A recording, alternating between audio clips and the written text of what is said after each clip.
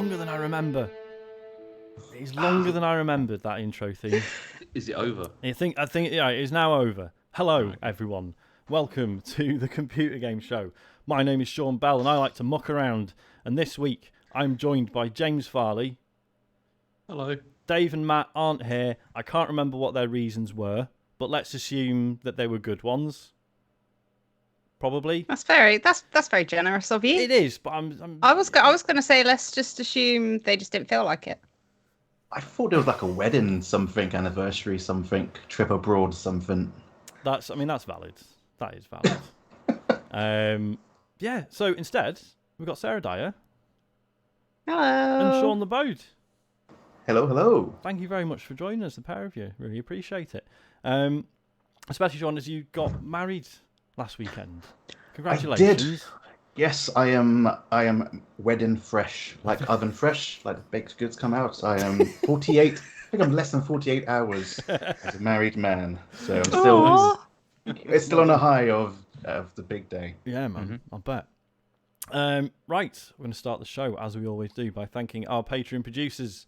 They are Aaron Patrick, the QuickBooks chap, Simon Nelson, Jack Oven, Moomin Biscuit, Trans Rights are Human Rights, Dave Ernsberger, Colin Brown, Gasman, Happy Birthday Sam and Neil, Gabsy, ! Rocketman76, Rex Reese, Happy New Year Sam, Love from Neil, Grey Dragonclaw, Fred Fenge, Smooth Monkey, Don Whiskerando, Friend of the Show, Colin Smith, and Richard Sawyer. They all went to patreon.com/TCGS, and they just got the credit card out and just threw it at the screen as hard as they could.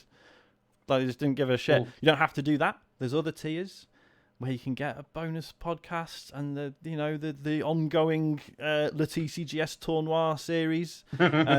We've still got Incredibly successful. It is. You know, it's... Well, as far as I'm concerned. Spoilers. But yeah, we need to sort out what we're doing for August, don't we? I think it's Dave's pick this month. Was right? it? Was it? I thought it was Matt's. Oh, was it Matt's? But I don't think Matt was very keen on the idea that it was his idea, so maybe we'll just give it to Dave instead. I'm not sure. So yeah, keep an eye out for that. Also, obviously, Marvel Calls is happening. It's not a patron-only thing, but if you want to get each episode a week early, they're on the 450 tier, which is also the one that gets you the bonus podcast. So I believe the Iron Man 2 episode is up for normal people. That's on the Patreon feed, and then also the Thor episode is going up on Friday the 12th of August. I assume that's a really positive one. Just loads of nice things to say about that film. Absolutely. Yeah. One of the, it was a high point, I think, in the whole MCU, that film. So, Sorry, what? Can I just ask what film? Because I saw the spider again. Oh no. Sarah's got a spider situation, and I did ask if she wanted to deal with it before we started. He's fine. He's Yeah. I also haven't got Oh no. You the haven't got any right implements. things. No. You need one of those guns. Have you seen them that you put like salt in? What? And it's like a shotgun, and you just. For a small spider? Yeah. do they work on mosquitoes? I mean, your aim would have to be pretty good. I don't know. He's a fairly small spider. Uh-huh. The last time I had to deal with a large spider, it was downstairs in our hallway, and my housemate sent a thing into our group chat being like, "Is anyone awake?" Because this was like 9 a.m. on a Sunday. Oh no. Is anyone awake? Please help. So I go downstairs, and she's in the hallway literally with a broom because there's a massive spider. So I went back upstairs, and I came down. I was dual wielding dry shampoo and hairspray. And if you sprayed the two of them enough on the spider, they like curl up, and then the hairspray makes them go all crispy, and they can't move, and then you can squish them. I mean, that is harsh. See, I don't know how I feel about this, because I don't have a problem with spiders, because I quite like them, because they're very useful for getting rid of other insects that I hate more. You say like that. You say that, but how often do you see a spider's web in the house, and you're like, "Oh, fair play, they've caught like a good few flies there." Sean, they do it. You don't even know they're doing it. They're so good. Seriously, I've got one at the moment that we call George, which is right up there at the moment. Named a spider. Yeah, incredible. He's dealing with all sorts at the moment. It's brilliant. No, I am shite scared of spiders. I'm not a fan. Only once they're over a certain size. So it's your typical big fucking British house spider. I can't cannot stand them. Yeah, this one was smaller than that, and Yeah. I don't know where he's gone. I don't know where he's gone now. Oh. So we should be fine. Yeah, we should be fine. We should be fine. Sarah's not just kind of going to wandered die up. tonight, everyone. It's fine. It's not going to eat her face off the second she's not looking. Do we alert you if it's crawling down behind you? Oh, yeah, on we'll camera, give and you we a can shout. see it? I mean, If you see it. if you can see it, Yeah. then because it is a really, it's like really tiny. Mm-hmm. For now. Wow. It's a little bit bigger than tiny, but not. It's like on the threshold. If it was any bigger, Right, then then it would be a problem. yeah, fine. he's fine. Right. He's going off up there. He's fine. Okay, He's cool. fine. Right, feedback from last week. Carl says, James on a canal boat. Pitch it to Channel 4 as an Idiot Abroad style show where James has to spend 2 weeks navigating the Norfolk Broads while trying not to cry in frustration. I mean, that's harsh. It is a little bit. I mean, well, I don't know. I mean, if it was... Is the idea that it's just you on the boat? But then Idiot Abroad wasn't just Carl, right? He had other people with him, is that right? Yeah, I think mostly, yeah. Okay, so I guess maybe we would be joining you. But then if it was just you on your own, then you would get really frustrated because doing canal boat stuff on your own is a pain in the arse. So I think I could do it, but I definitely would hate it a lot. And that's And, why it's you know, funny. I mean, I think probably I would just moor up and then just get off and leave it. It's Fine, yeah, just more up next to a pub and then just just leave it. you can sleep Travel in the lodge boat down and the then road. just, yeah. What would be the most frustrating thing for you, James, on that trip? Again, insects. It would be the insects because I know that there's always a million insects on those things. Only during It's really summer. annoying. You'd be alright if you just do it in the height of winter or depth rather of winter. You'd be fine. And also like the miniature toilets and like The you know toilets are a problem. It's Yeah. not even the size of them. It's the fact that they don't really flush. yeah. They just have this really What? half-hearted sort of drizzle down. It's bad. And any water like on the boat is always rubbish as well. You know, there's no water pressure. It's just like it's just rubbish, you know? See, I was thinking when it says like Channel 4 as an Idiot Abroad, I was thinking more the four of you and it basically being like Top Gear, but with less of like the awful sense of humour. Hey, well, have you not seen Top I Gear say recently? sense of I humour say with, recently, I like- mean like the last 5 years. Top Gear's all right now. Like they got rid of all the arseholes, and unfortunately everyone stopped watching it. But it's actually good. It's all right. Sean's a big fan. I'm massive. No, I haven't watched it in ages either. But right, the next one is Pietrick says, regarding David's addiction to PowerWash Simulator, I was once like him 2 weeks ago. All I could do was play that stupidly addictive game, putting in 45 hours. When I cleaned the last level, the desire to clean went away, and I haven't gone back since for the bonus levels. So just set 45 hours aside and you can move on with your life. Or maybe this message makes you move on. And then we also have Ben who says, David has not got a PowerWash Sim problem yet. At this point, I have 100% achievements obtained by myself and my 15-year-old daughter. And when I close my eyes in the shower,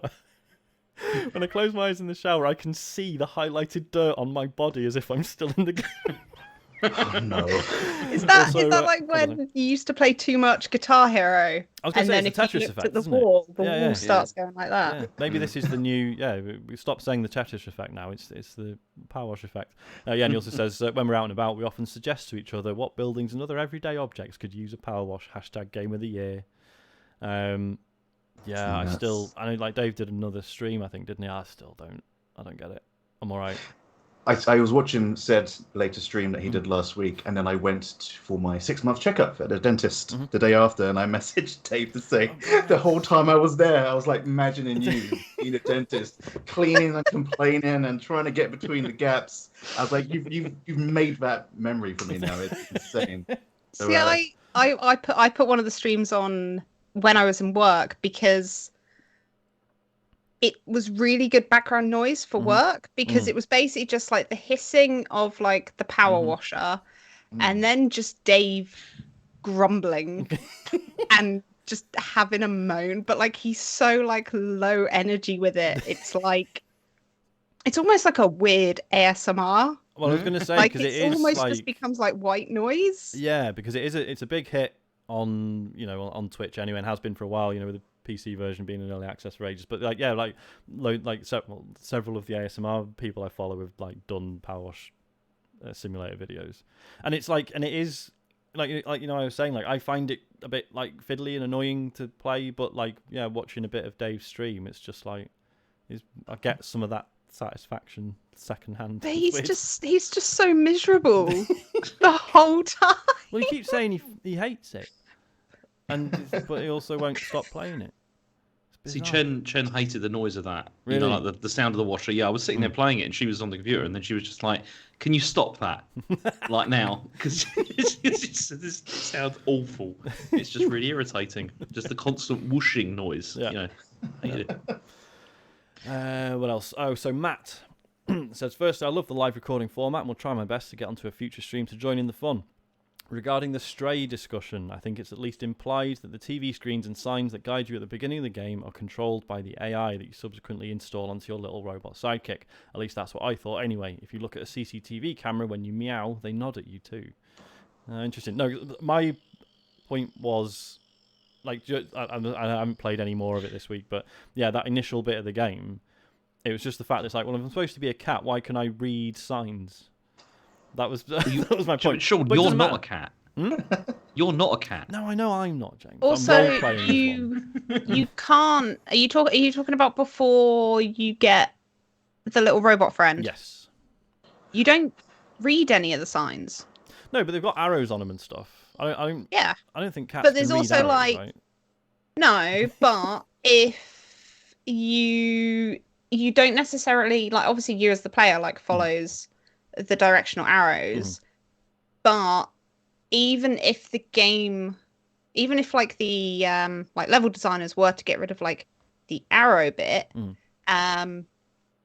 you just follow the orange lights. Yeah, they don't necessarily need to have like an arrow on them. Obviously it kind of does because it's like world building and stuff, but then there's like fairy lights and stuff, so yeah. Throughout that entire like first segment, you just follow the orange lights. Yeah.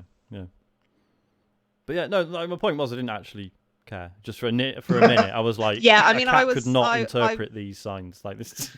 I mean, I was listening to that entire conversation, and then also all the conversations about the little robot talking to you and how the cat understands it. Oh yeah. And I was just sat there going, it's just a game. It's all made it's up. just a video game.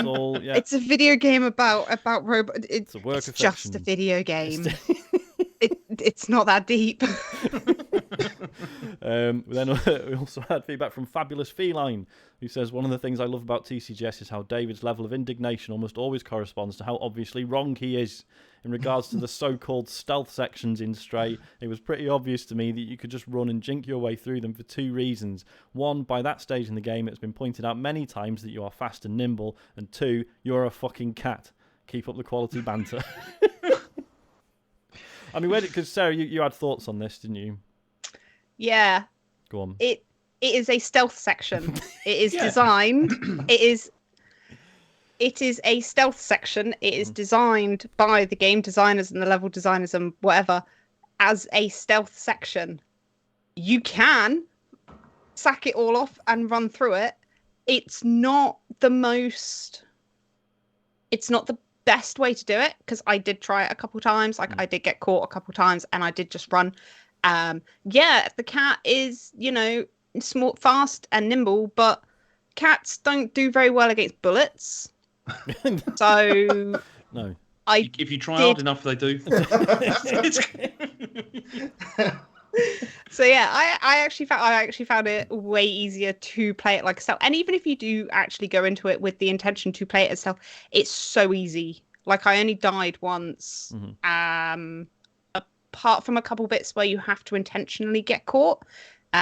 It's not a challenging stealth section, exactly. but it is a stealth section. That is how it is designed. But this was the point I was trying to make to David about this, was that it's like, the thing is yes, I'd say, yeah, it is stealth, but you can avoid it if you want to by running. You can totally do that if you want to. But also, I didn't feel it was a reason to mark the game down in any way, because like you said, it's really easy, or you can avoid it. It's not like the kind of, like in other stealth games in the past when they used to have the instant fail, bits, then it would just like chuck you back right to the start, and then you'd have to do things absolutely perfectly. And you really don't in this. Like if you get caught, you can run, or you can, there's ways out of it. So I didn't think this was a reason to knock the game at all.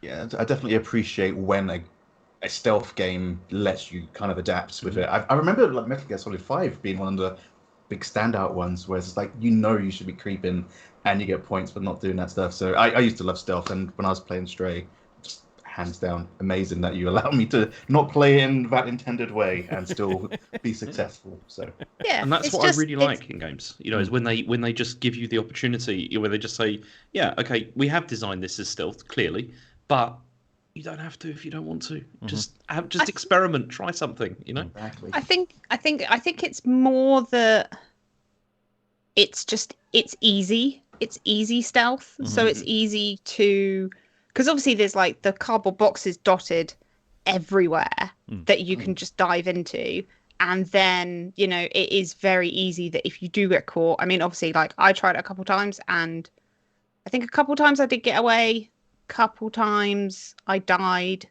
So yeah, it's just an easy stealth section. Like if you mess it up, it's easy to get out of it, whether that's through running or jumping in one of the cardboard boxes. Like I think that makes it's stealth without being like punishing. Yeah, like it makes such a difference that like, yeah, when you are caught, it's not just you failed back to the start. Like when there's that element of like, yeah, you might get caught, but then you can sort of manage it and then get away and then go back into stealth again. That's like, that makes a huge difference as well, I think.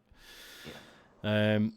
Right, we also had some stuff about the Quest 2 price hike. Aaron Patrick says, good day to you all. Some feedback regarding the £100 price hike to the Quest.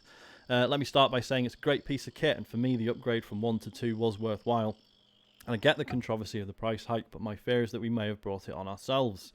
I don't think it's a coincidence that the price hike came just as the Facebook requirement fell off the system. We live in a society where Microsoft, Sony, Nintendo and Valve are willing to subsidise a console buy-in price for future game sales. For me, the £100 represents the value that Meta, or Facebook, had on the data we handed over as part of the forced Facebook account. We all kicked off about the requirement. It feels like we've had the middle finger from Meta, as they now make us pay the difference on the hardware now that they've lifted the restrictions and lose out on our data. I could be way off, but I think the value to Meta for the data would have been in excess of £100, and personally, as much as the frustration of the Facebook restriction is, I prefer to receive the subsidised Quest rather than switching to a Meta account and paying more. Finally, Adele can do one. She didn't even sing the Pavement song, and I seem to have missed a quality weekend. Cheers, all. I mean, I'll read out the next one as well, because they're sort of linked together. So Garrison Savannah also said, I reckon part of the reason for the increase in the Quest 2 pricing is because Meta didn't manage to monetize advertising on it like they wanted. Part of it is definitely down to the general increase in material costs recently, especially electronics, but Facebook were talking about plans to have dynamic ads appear in VR games tailored to the user. Clearly part of the reason they were selling this, probably at a loss, to get it onto as many people's faces as possible to sell adverts. I've not heard anything about this for ages and haven't seen it in any of the VR games that I've played on my Quest, including Zombieland Headshot Fever. Matt paid me to say that. That's what he's written. I haven't said Not me. I now can't confirm or deny that. I think now they can't monetize their user data like they wanted to, so they can't afford to sell at a loss, which will now potentially be bigger due to increased materials and build costs. I think it's an interesting point. Believe. The second one, I think, is probably more accurate than the first. Like the idea that it's because they haven't been able to monetize this in the way that they thought they were going to. But the whole thing with like dropping the Facebook requirement and then that meaning they're not getting their hands on data, I don't really buy that, because Meta are getting their hands on all sorts of data anyway. Are, but then and it's the same company. No, it is, but it must be significant with the Oculus account being linked to your Facebook account and all the other information the Facebook account will have on you. But the Facebook account and the Meta account talk to each other anyway. They're not completely separate. No, but that's what I'm saying. But if you like, separate your Facebook account from it, does that mean that linkage between the data doesn't exist anymore? But if you've got a Facebook account, then sorry, Sarah, go ahead. I was going to say, because if you don't, I'm confusing myself. Yeah, so if you purely have a Meta account and no Facebook account, then yeah, the Quest is gonna be getting like no.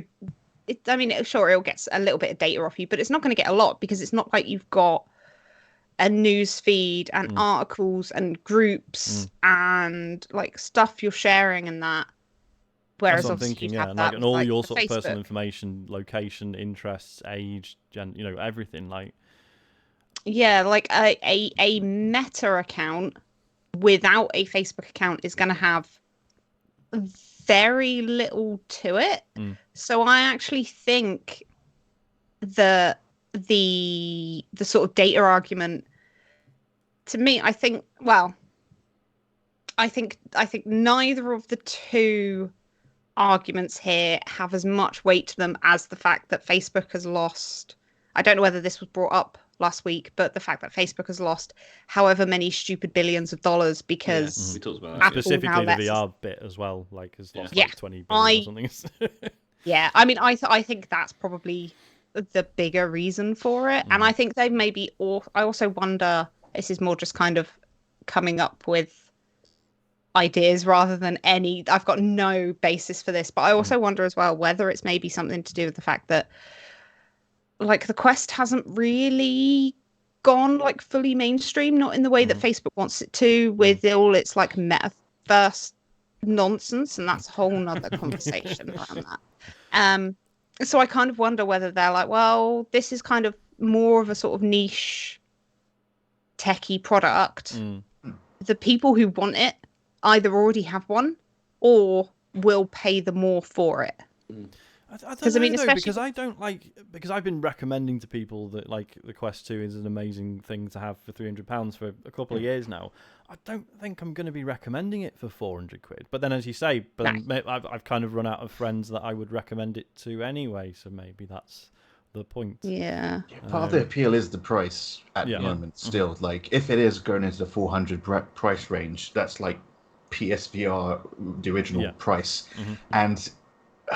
I mean, I picked up a Quest, and I'm more likely to spend more on the games because I feel like I've saved a bit anyway, and it's an awesome bit of kit. But just to ask you folks about just having a Meta account only, like, what would be the most data do you think that they can gain if you don't have a Facebook account? Would it just be your favorite games and they serve, more games that are similar, or is there something a bit more to it? Because I'm kind of on the fence. I don't know, because I can't remember what information they ask for when you sign up. Well, minimum, they're going to want to know your name, location, date of birth, that kind of stuff, right? They'll definitely know that. Yeah. Then they're going to know what games you're playing as well, and like location, where you're playing, all that stuff as well. But also the kind of stuff that you're looking at on the store, the kind of stuff you're interacting in, with on the store, your friends as well, who are also maybe not just on Meta accounts or on Facebook accounts or whatever. So there's still loads of data points there that they can get information from. It's not. This is the thing. Like when people said, "Oh, yeah, it's just a Meta account." There's nothing there, but we don't know that at all. There's no way that they've just created like the. I hate calling them Meta because it's bullshit. They're Facebook. There's no way that they've created something where they don't suck data in some way, because that's what that company is. That's the whole purpose of that company, is to do that.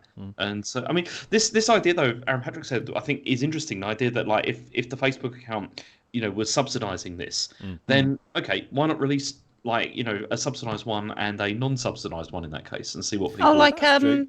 Like Amazon does Fire with tablet the Kindle. Yeah. It's like this is cheaper if you log in with your Facebook account rather than a Meta one. I have to say, I personally would rather. I personally would rather pay the premium and not have the adverts, but that's me.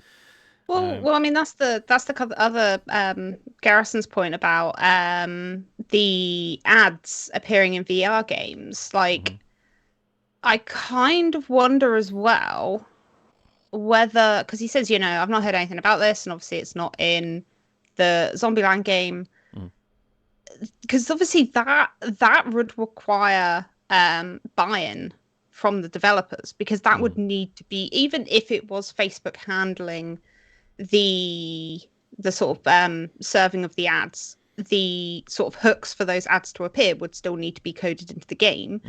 And if you're selling a game for 20, 25, 30 pound on the store, why are you going to bother putting ads in it? Like, unless you're like real scummy or whatever. If you're obviously like for free to play games, rather than on like mobile, you're interrupted when you're playing with an ad that you've got to sit there and watch. If the ad just appears on a billboard while you're playing, then that's obviously less intrusive for the player. But for like premium games, there's no reason for them to put ads in the games. Yeah, why annoy people? Like, why would you do that? Well, yeah, no, you know, we've already seen. I know they're threatening to bring it back, but like we've already seen, this hasn't really taken off in, like, you know, console games. I don't see why VR would be any different. The only example I remember I was all right with, and that was Street Fighter 5. Oh, yeah. And they had Uniqlo adverts in the loading screens. Yeah, they for did. the range. Yeah. And it wasn't too intrusive, but it was something I would buy. But I think I would draw the line there where... And it was directly, because it was actual Street Fighter merch, right? It wasn't just like... Yeah. Get yourself some new chinos, mate. Come on. Yes, please. Because that's what always gets, you know, like with targeted adverts. Like, I understand how on paper, like, it seemed like a good idea, even to consumers. Like, oh well, of course I'd rather see adverts that are relevant rather than ones that aren't. But like I was saying on Twitter the other week, like, oh, I'm now getting T-shirts for larger gentlemen. Like, I'm now getting adverts. Like, it's like, oh, good. So I'm already getting adverts for, like, you know, sorting my bald fucking head out. Now it's like, oh, we've clocked that you're overweight as well. So do you want to buy these T-shirts? It's like, fuck off. It's Well, they're not always spot on. Like, the amount of times I get like a pregnancy test ads on YouTube, and I'm like, no. Have you had clearly have you had the weed tampons, Sarah? The what? The weed tampons. The weed? CBD tampons, mate. Not for a while, but I have had them advertised to me before. Yeah. Jeez. They're basically just like soaked in like CBD stuff. Yeah. They don't obviously look that they're sold with the intention of it's a pain like relief, pain right? relief. Yeah, it's not like, oh, this will get you off your face. It's And also potentially CBD helps with like anxiety and stuff. So I also wonder whether it might possibly help if you're a bit hormonal. I don't know. No, it's just because I know women who are like, oh my god, these are amazing, and other women who are like, why the fuck am I being shown weed tampons? This is horrible. So... I remember, see, I'm one of those people that whenever I see an ad, I usually click it and say, like, I don't want to see this ad, and then they're like, why? And it's irrelevant. And I just say that for every single like ad that pops up, just because I want to get rid of it. If you do that so much, though, James, I did a lot of that over the last few years. I'm starting to get targeted ads that actually appeal to me now. And it's scary that I can just be on Instagram and it's like, would you like this kind of gadget? I'm like, how did you know I needed that in my life? Because you rejected everything else.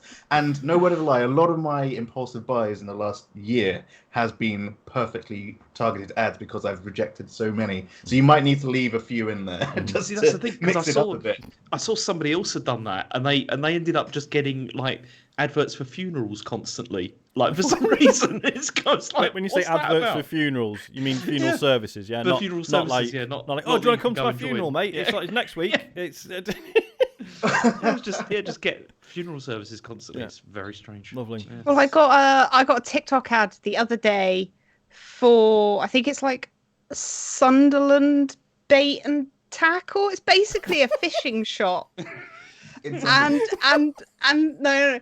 the TikTok is literally just this you know, like middle-aged, like maybe like slightly older guy, and he's just like, oh, at the fishing shop we've just set up our new website, I'm gonna show you round.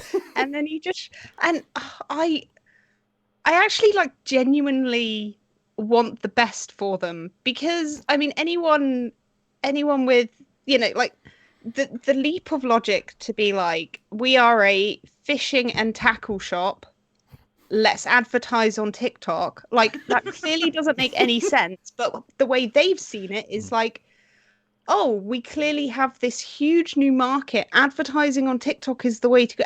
TikTok is where the people are. We need to go advertise on TikTok. And I kind of love, like, it's really skeptical, be like they're wasting their money because it's TikTok, it's for the kids or whatever. But no, I just can't. And it's the advert is just really earnest. I was going to say that's what, it's just showing you around that stuff, don't they? Like, yeah, even if it's something they're not actually interested in, it's like, yeah, look at the old guy talking about something he really likes. I mean, I thought it was my algorithm, because my algorithm is insane, which you know makes sense. But no, it was an actual promoted ad, Wow. and I was like, it's actually just really sweet. Right, does anyone want to hear some dreams? Because people have been sending them in, and I mean, there's a lot of them, and I thought I'm really going to have to whittle some of these down, but I just can't. Do I need to drink up first to get into this mood? Oh God, there's more. Yeah, There's there's tons quite a few. Like, can we leave these for Dave because he loves these? I mean, Nick G's one is quite short. I also have one that's quite short that I remembered. Right, I'll just get into him. It's fine. So Andy / Ramalapatar. Well, Remalaptar, but let's do it the James way. It says, I usually can't remember my dreams very well, so this is going to be a bit patchy. I was in a weird world. The sky was a mixture of red and orange, not like a sunset smartass, but like vibrant pop art blocks of colour. I was also in a bookcase, but it was also a deep red coloured hill. I don't know. Dreams, innit? This bookcase that was also a hill that was also a road. Wait, what?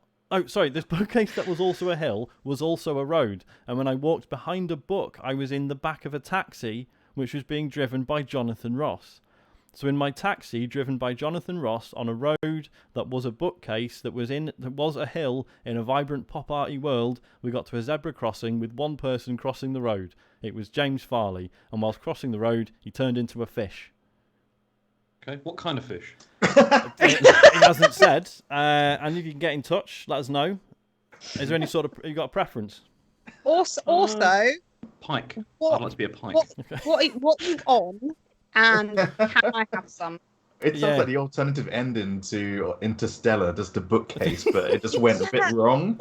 Or like the ending to some weird A24. Yeah. not one of their good horror films, but one of their boring, wanky, talky films about relationships. Is that because James Farley appeared at the end? Or was it a taxi with Jonathan Ross? Rex Reese says, I'm afraid your plea for TCGS dreams might be becoming a self-fulfilling prophecy. Despite rarely remembering my dreams, this horror was in my brain last night and the night before. I'm at work, scrolling through my emails on my phone, and I'm lucky enough to see that the postcode lottery have emailed me saying I've won a Nintendo 3DS.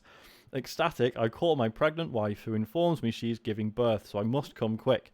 I arrive at the delivery room, which is my old French class from 2003, and I'm greeted by the doctor who will be delivering my first child, Dr. Farley. Not a medical doctor. He hands me my 3DS, and we celebrate and go to my car and play Spyro. There is no further mention of my wife or child. For full disclosure... Who needs them when you've got Spyro? Well, exactly. There's full disclosure, I've never played Spyro, so there was no gameplay, just the photo from the PlayStation cover art. Also, I don't know what a 3DS looks like, so the 3DS looked a lot like a Pokédex toy I had as a child. Thanks for being supernatural. Yeah, that's pretty incredible.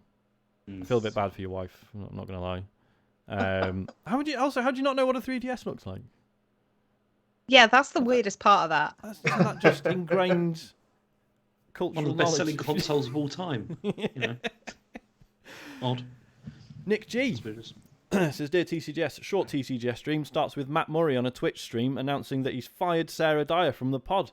Cut to a press conference on a Sony-sized E3 stage where he reveals she's been fired for breaking his Lego rally car. Dave shouts, is that all?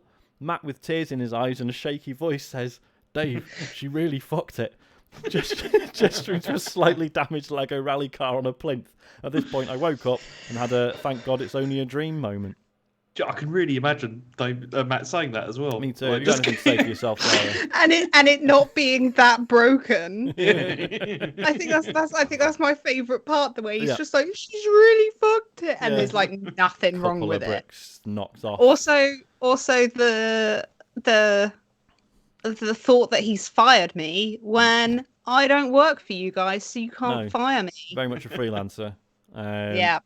I mean, I suppose we could take you off the books, but then it would have to be a group decision. I don't think Matt has the power to fire someone by himself, and thank God for that. Right, the last one comes from Sustray. It says, feedback re computer game dreams. I once had one where I was in a courtyard, all very Gears of War, and amongst the group I was in were your peak goodies from video games: Sonic, Mario, Samus, and Link, to name a few. Hidden amongst them was a guy I used to work with at a pub named Jake. Suddenly, a door smashed open and a battle of huge proportions broke out between us and the baddies, who were mostly the Locust Horde. This battle raged on until the final boss appeared. I looked around for something to kill him with, only to see Jake sitting on a stone bench colouring in his favourite colouring book. I ran past him, grabbed his colouring pencils, and proceeded to jump up and stab the boss with the pencils, killing him and completing the fight. The scene moved on to a celebration ceremony, where as well as receiving my badge, which resembled a TriStar... The TriStar? Is that the plane? Does he mean the plane? Or does he mean the logo from the film company from the 1990s? Oh, could be. Yeah. It Or resembled TriStar. could it be autocorrect messing up, and maybe it's meant to be the Triforce? Could be. It says there are also 2 statues unveiled of the fallen heroes, Miles, Tails, Prower, and Kirby. The dream ended with Jake coming up to me and asking if I could sign his colouring book. Oh god, and if you woke up at that point, then Jake never got his signature. Harsh. Devastating. Absolutely. Still waiting for it. That is a very good dream, though. I've never done anything cool like that in a dream. I'm amazed that people can remember this much. Yeah. Although, so there's one that always sticks in my head. I think because it like slightly traumatized me when I was maybe 8 or 9. Mm-hmm. I had a dream. So we'd managed to, at a friend's house, get hold of Resi 2 on the PS1, which, you know, at like 7, 8, 9 years old, you shouldn't be playing that. Yeah. We also played the Silent Hill demo, and So old. and I remember having this dream where I was in my bedroom, and I looked out the window because my childhood bedroom looked out onto the front garden, and I looked out the window, and there was a whole bunch of the zombie dogs from Resident Evil in my front garden, and I had petrol bombs. I don't know how I knew what I don't know how I know what a petrol bomb is at that age, but apparently I guess video games. Yeah. But I didn't want to throw the petrol bombs at the dogs. Oh, thank God. In case the fire blew back and came onto my house. Oh, right. Not because you'd be setting fire to a load of live dogs. Well, no, they weren't. They're not alive. They were the zombie dogs, so they were dead. Unalive. But I was worried that if I did that, then the fire would come back and come on the house, and it would burn my house down. I mean, that's some pretty good. That's pretty smart thinking, to be fair, for that age and in a dream. I like to know that I had terrible anxiety even at that age. You need a shotgun to the face with those dogs. It's the best way. Yeah, sadly, I only had petrol bombs. You're a cat person, James. Yes. Yeah.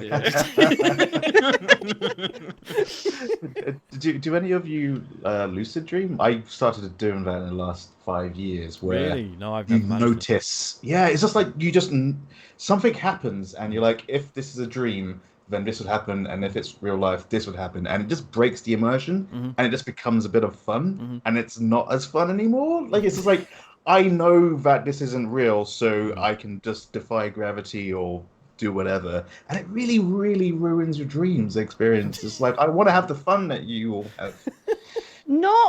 I've not had that, but there have been a couple of points recently where, like, I have really weird dreams, but not in the like night terror, traumatizing, like nightmare kind of dreams. Just in the whole, this is just really weird and uncomfortable and like slightly unsettling.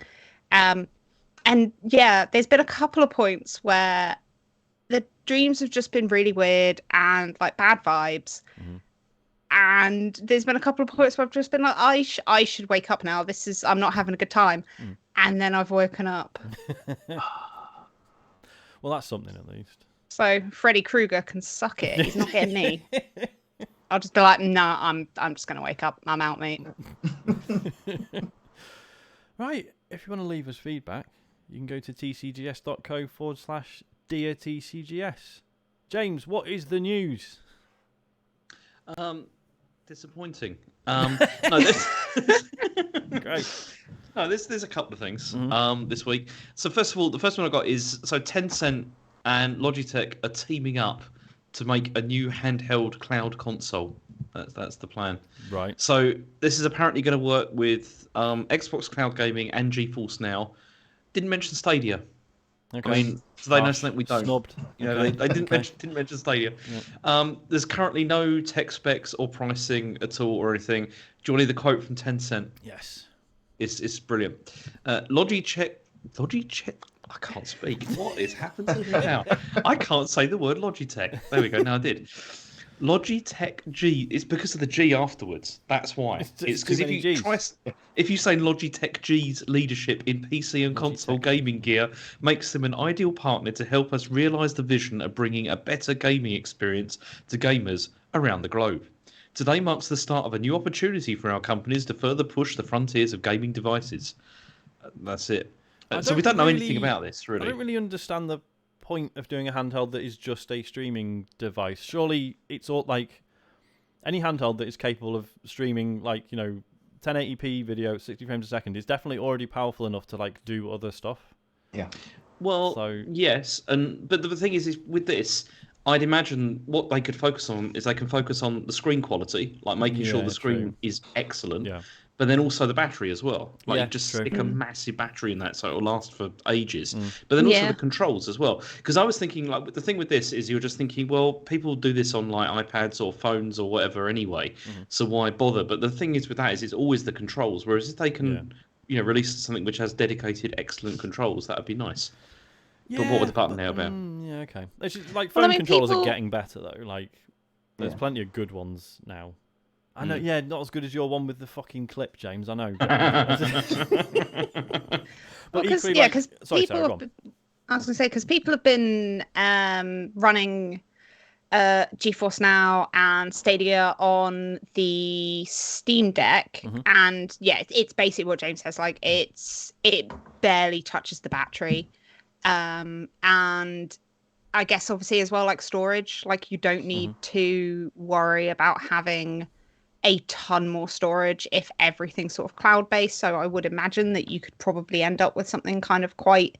Because, I mean, I've not held a Steam Deck, but they look real chunky. They do. Whereas potentially this could be like a real slim, stylish, proper, nice little like portable device. Yeah, I guess. I don't know. I think I just like so I've got a Retroid Pocket 2 Plus, right? And they've just announced the 3, which is, I mean, specs-wise is basically the same, but it's widescreen, it's a bit bigger.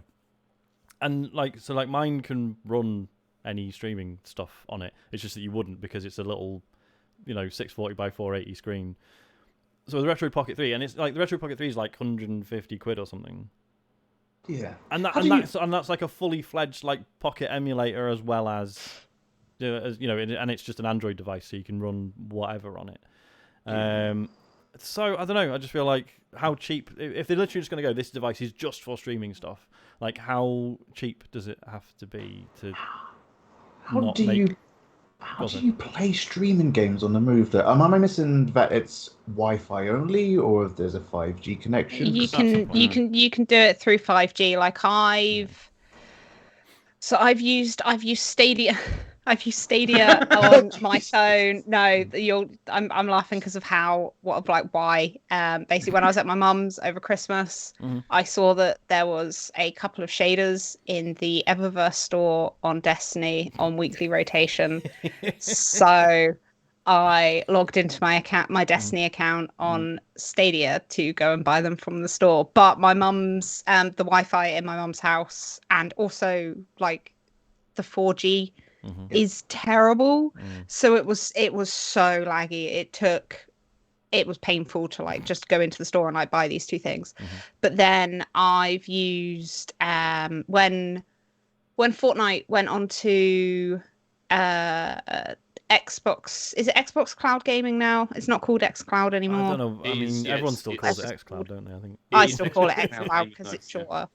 I decided to just jump on and see how it worked. And I mean, I'm on an iPhone, which means I have to run xCloud and Stadia through the web browser because Apple doesn't let us have the app. And even though I was on 4G because because I was at work and our studio building is super weird with signal, it still ran pretty well. I'm guessing if I do it on 5G, it'll probably be way better because I'm doing this right now through 5G. Oh, really? Yeah. Because Virgin Media wanted to dig up our entire road and would have had to go through the council. So I was like, I'm just going to get a 5G hub and we'll see what that's like. And it's all we've had for like a year and a half, and I can get sometimes up to like 500 gig download speeds. It's ridiculous. Blimey. Oh, fair enough. There you go. 5G really is actually that good. Yeah. Because I've like 5G in terms of phones, I've always been a bit like, what's the point? Because like with a 4G connection, I can like the most intensive thing I do data-wise with my phone is probably like watch YouTube. But yeah, I know like 5G's been being sold as well for like rural areas, for example, where the broadband is shit. So yeah, no, it makes sense like for an actual home connection as well. So yeah, interesting. Right, what's next, James? Oh, didn't you want to talk about it anymore? Wait, carry. Oh, sorry, I thought that was winding down. No, it's fine. I mean, yeah. It doesn't sound fine. No, I sorry, I was just thinking about Google Stadia. Go on. What's next? You can't bait me, because you can't make me do a Stadia conversation and a Tencent conversation. I'm not allowed. Oh, right, no, it was after you mentioned about the Stadia subreddit, and it is quite an interesting place to have a look and see what the conversation is there. It's quite good. James, on the stream, I've already put the next story up. I'm just saying. Okay. Fine. Anyway, Microsoft are beginning insider testing for Xbox Game Pass Family plans. Mm-hmm. So this is kind of like an expansion of game sharing, which you can already kind of do. I think you're supposed to only really do it with people in the same house or whatever, but Microsoft don't seem to care. But this will be where you can work with, like, it's 4 other people can all share like Game Pass Ultimate if you're part of the same family. So I mean, a bit like with Switch Online and stuff like that. I was going to say, is there an extra? Because I know with the Switch, you have to like upgrade to like the family plan, don't you? Whereas is this currently just? Well, I don't know, because there already are, like, Microsoft already have like Microsoft Family accounts, and it's true, yeah. But they're not like, you don't have to pay for them. They're just it is a family. You can just like add people to them. I think Google do like exactly the same thing. I mean, maybe Stadia does this. I don't know, but then the only thing is with this is that you have to be in the same country, like you. Right. So it can't be that you're in other places. But then, I mean, the thing with that is that what that probably will mean anyway is that you have to be in the same, like your account has to be registered in the same country, not that you physically have to be in the same country, because that's how it's been with most other stuff. But this is currently only available in Colombia and Ireland because they're testing it. But if you've already got an active Game Pass subscription and then you join this then gets converted to a new membership tier, and then you get like money back based on however much you've got left on your plan or whatever. Right, okay. Which is, I mean, this is great. This is a really good thing. Good. It's insane to me that like Microsoft are better at this stuff than Nintendo are, because. Why? Just because you're shocked. You're shocked that one of the biggest tech companies in the entire world that completely revolutionized the tech market is good at doing tech. No, obviously Nintendo being more family focused, right? Like, so James certainly not internet focused though. Well, yeah, or business focused, logic focused. So the Switch Lite that James sent me, the busted one that he fixed. I don't think I've mentioned this on the show. Isaac found it.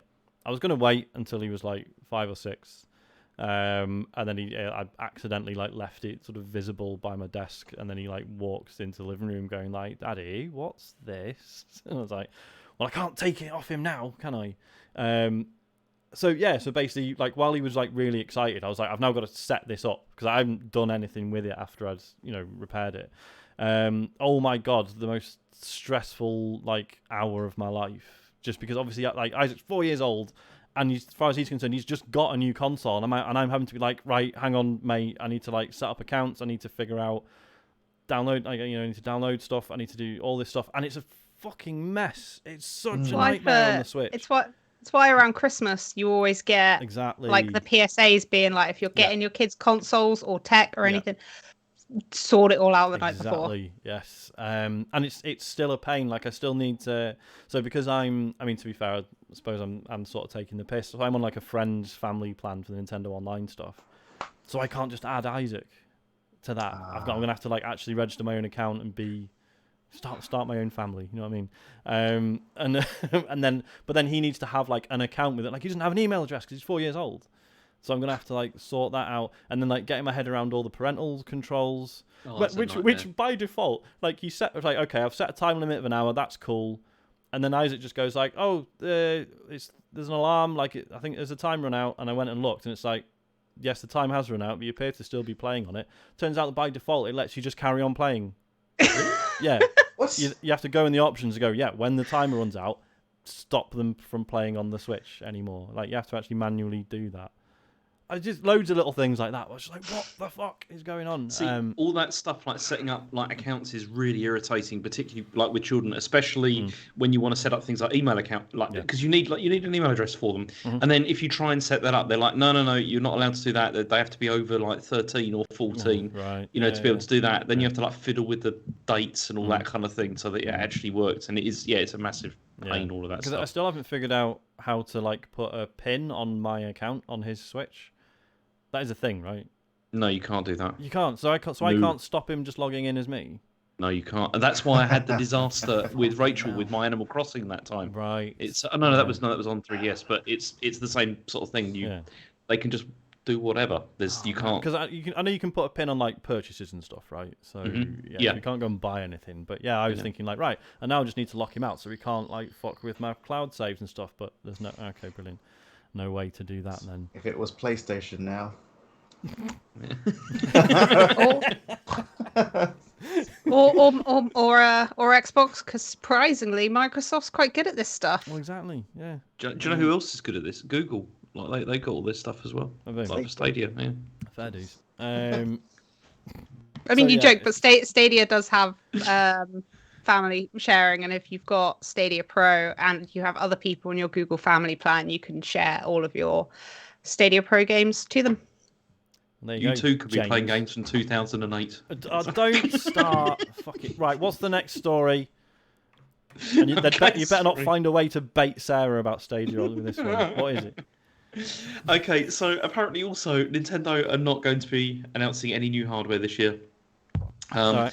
This is because they haven't quite hit their sales targets, and the hardware production is going to be focused entirely on the Switch. Yeah. So Furukawa has said, normally we stockpile inventory in the summer to prepare for the year-end sales season, which is at its peak. This summer we are not able to produce as many as usual. I told you this week's news was crap. I've seen the next story as well, and it is a wild selection of absolutely nothing. But then also, like, they did restate again, the Switch is in the middle of its life. Like it's in the middle of its life. I've been wobbling over the Splatoon 3 OLED one. Initially because I thought it came with a copy of the game. It doesn't.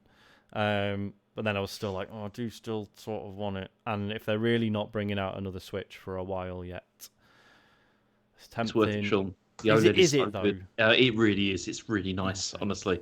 That screen is a significant upgrade. I mean, Dave's going to kill me next week, but it is really nice. It's a nice screen. I don't know, because like I'm going to get onto it in a bit. Like I'm playing like Xenoblade Chronicles 3, right? And the frame rate on that is all over the place. Like at times it looks incredible. Don't get me wrong, but so just the idea of spending like 300-ish quid on something that I know is still going to be not quite powerful enough for some of the stuff it's now running. Don't know, it stings.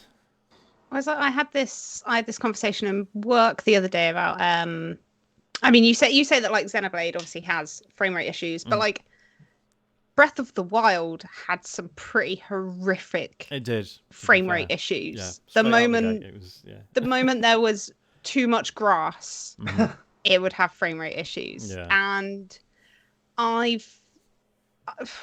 sometimes I'll think to myself like, because I mean I've got a launch day Switch, and it is I mean it's alive barely.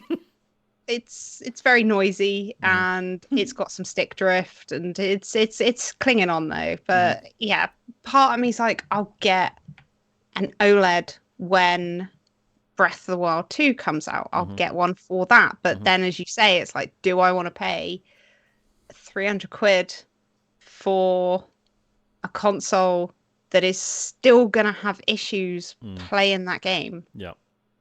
Because there's no way. The screen looks so good. But then I mainly play on the telly as well. That's the other factor. I Like, was I going don't to say, actually is there any do a lot of- benefit? Yeah. If you have it on permanently docked like I do, is the OLED worth it still? Yeah. Well, you've got that Ethernet port. Don't forget that. That's true. Yeah. True. Yeah. So yeah, but yeah. So Nintendo are not making a new Switch, as we could have guessed. Yeah. Do people want a new Switch?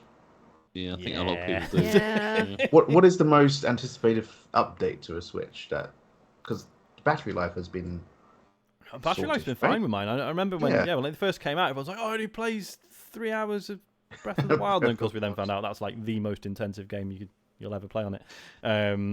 I think it really is about just the fact that you're starting to get like indie games and stuff like that don't run well on it and things like that. And it is the specs. And I don't think anyone really. I mean, even if they release something else and it's also 720p and it's just more powerful, so then frame rate is better in games, I think people will be very happy with that. I mean, I certainly would. Yeah, absolutely. Like we've said, like at that size, like 720p is fine. Like it doesn't need to be, everyone's like, oh, I want a 4K Switch. Like, well, 4K on the telly maybe, but handheld, not necessary. But yeah, it's just a specs thing, which is weird. Like, like Nintendo's thing for years has always been like, oh my god, I can't wait to see what weird stuff they come up with for the next console. Whereas now it's like, can I just have the same but more powerful now, please? It's like, please, this has been a good generation. Please don't do a Wii U. Like, please don't mess this up. It's yeah. Okay, cool. Last story. Yeah. Is that Beyond Good and Evil 2 is still alive. It's still around. And they've got a new narrative designer because Sarah Arellano, who's formerly of Blizzard, has joined, and she's now going to be the lead writer on this. And it's also, I mean, it's been it's been in Ubisoft's lineup for years, despite there being no. But I know there was rumblings, and there was that one CGI trailer where they were like running through the city, but then there was like that actual one where it's like, no, it is actually definitely really fucking happening. When was that? That was like what, 2016, something like that. I thought it was like 2017 or something like that. I can't remember, but it was around that sort of time. And I mean, Michael Ansel has gone, obviously, like the original creator. He's now working full time at a wildlife sanctuary. So that's makes sense. That's happened. But apparently, it's still being done at Ubisoft Montpellier. That's where it's happening. But I mean, I remember because they showed that the second trailer, which had all the swearing and all that kind of thing in it, and I really disliked it intensely from that because it didn't feel like the first game at all. Like in terms of tone, it just felt like they were trying to be really edgy, and I wasn't so happy with that. But they had swearing, Sean. Did have swearing. Did have swearing in it. No, I mean, like, yes, when they showed that trailer with like the big, the massive cityscapes and stuff. Like at the time, I was like, oh my god, this is happening. This looks incredible. But yeah, I mean, at this point, is this the game that had a gameplay trailer that showed like space sim flying stuff as well? I think it did have a bit of that. Yeah. They're still not out yet. No. Jeez. And well, I mean, we've seen basically there was like another CGI trailer in 2018. Wait, there's been a gameplay trailer. They've shown bits of gameplay, haven't they? Was it an actual trailer? Was it? I know they've shown bits during like dev interviews and stuff. They were like out on a ship that was in the air, and they were running around on top of it. Something like that. Oh god, yeah, that does sound familiar. And it was very yellow. Yeah. Yeah. I mean, it was all yellow. It was such a good game, the first one. The first one was such a good game. I still have very fond memories of that. It's also got, I mean, there's a track in that called Home Sweet Home, which is worth listening to. It's a really nice one. It's that piano piece, and it's brilliant. Not the Motley Crue track. No, sadly not. Probably a cover. Not interested now. Guardians of the Galaxy's got Motley Crue. Yeah, that's true. Moved on. I mean, I don't think it's ever coming out, is it? It's not going to happen. So obviously Michel Ancel's fucked off, and there were complaints about his behaviour, which of course It's nothing surprising from Ubisoft, sadly. So I don't know.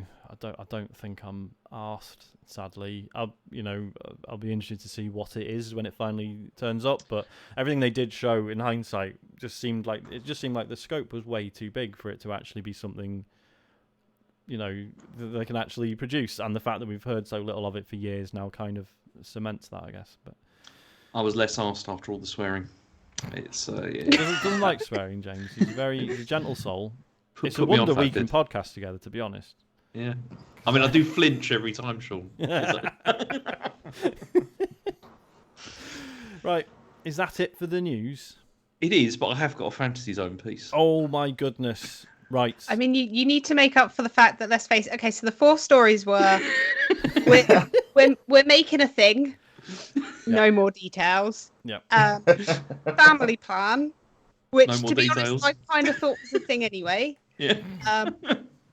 No new thing, and thing still alive, but Might no happen. But we don't think any of information. us care anymore, so... Just C plus the James most Farley. Yeah. It's non-news stories you can possibly think of. Right, it was everyone... either that or press releases, and I hate press releases. I So mean, it's like- you can tell it's Gamescom in 2 weeks, can't you? yeah, God, yeah, yeah. just Everyone's holding it back, holding everything Yeah. back at this point. Yeah. Oh yes. Yeah. Right, are Yeah. we all ready to transfer to the fantasy zone?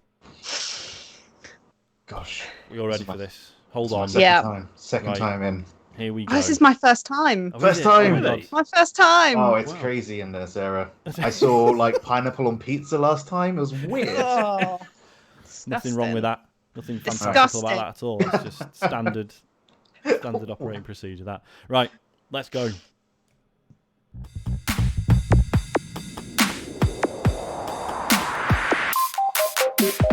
Guys, Fantasy Zone.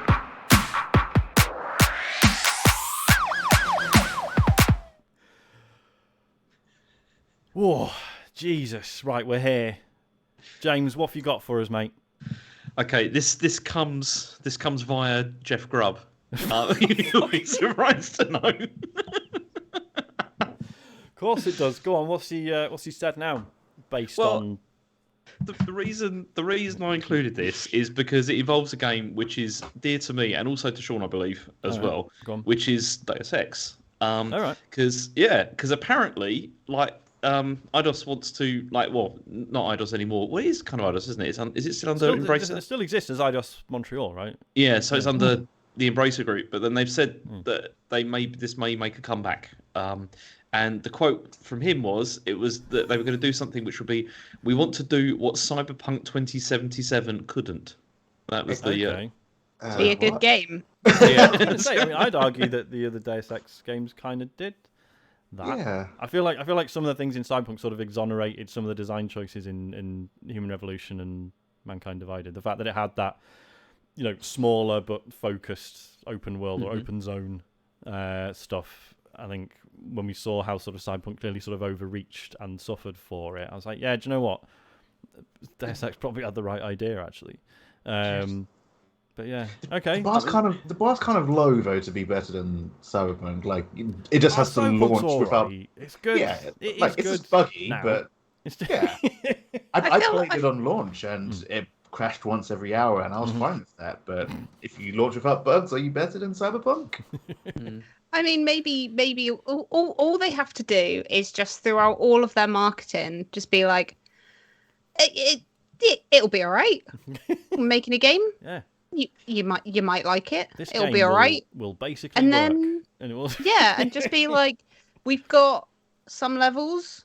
There's some NPCs. You can have some chats with them. Not a Rather single than coming out of the T-pose. gate and being like, this is a living, breathing world, Yeah. and all the NPCs have their own lives and their own completely unique routines, and there's like a million different guns, and you can customize all of your body, and you can go and have all these conversations. Just don't do that. So what you're And saying? then You want to you just can cut the release bullshit. Yeah, and then you can just release a perfectly serviceable game that's like a good solid 7 or 8 out of 10, and it'll be fine. And you don't need to give most of your staff mental breakdowns doing it either. Yeah. See, As a bonus. what I would hope that we'd see from this is I'd hope that we'd see more, because one of the things I really liked about the original Deus Ex was all like the sort of the geopolitics and all that kind of stuff, but also the different ideas of utopia as well and what that can mean. Yeah. And I don't feel that we get anything like that from Cyberpunk really. I want something that's more than just machine humans, and and body augmentation. I want more than that, because the ideas of like future and utopian ideas are much more detailed than that and can have much more interesting directions, I think. Yeah, and like we were saying, like Citizen Sleeper, basically a text adventure game. Yes, tells exactly. a much more intelligent and interesting cyberpunk-ish story. Yeah. Yeah. Yeah, It doesn't. Sorry, John. Go ahead. I was saying, like, another thing that I enjoyed about Deus Ex is it wasn't as afraid to talk about conspiracies. Yeah. Like, it was, are there aliens out there? If there are, how do they affect the politics? Or I remember there was a. It came out before 9/11, and it was like there's no World Trade Centers in the sky. It's like this happened a year before. Actually, I was like conspiracies. Like it was just so cool with how it did it and kept the Illuminati like undercover and. I don't think any games have been brave enough to kind of make that a big centerpiece around themes. But I think that's partly because of the way, like conspiracy theorists are now. Alex Jones. Yeah, basically very, very heavily linked with the extreme right and very obviously just talking nonsense a lot of the time. But then I know that when I try and talk to members of my family about my thoughts on capitalism these days, I probably sound pretty unhinged as well. Who knows? Well, my stepdad is a Freemason. Okay. And apparently it's really boring.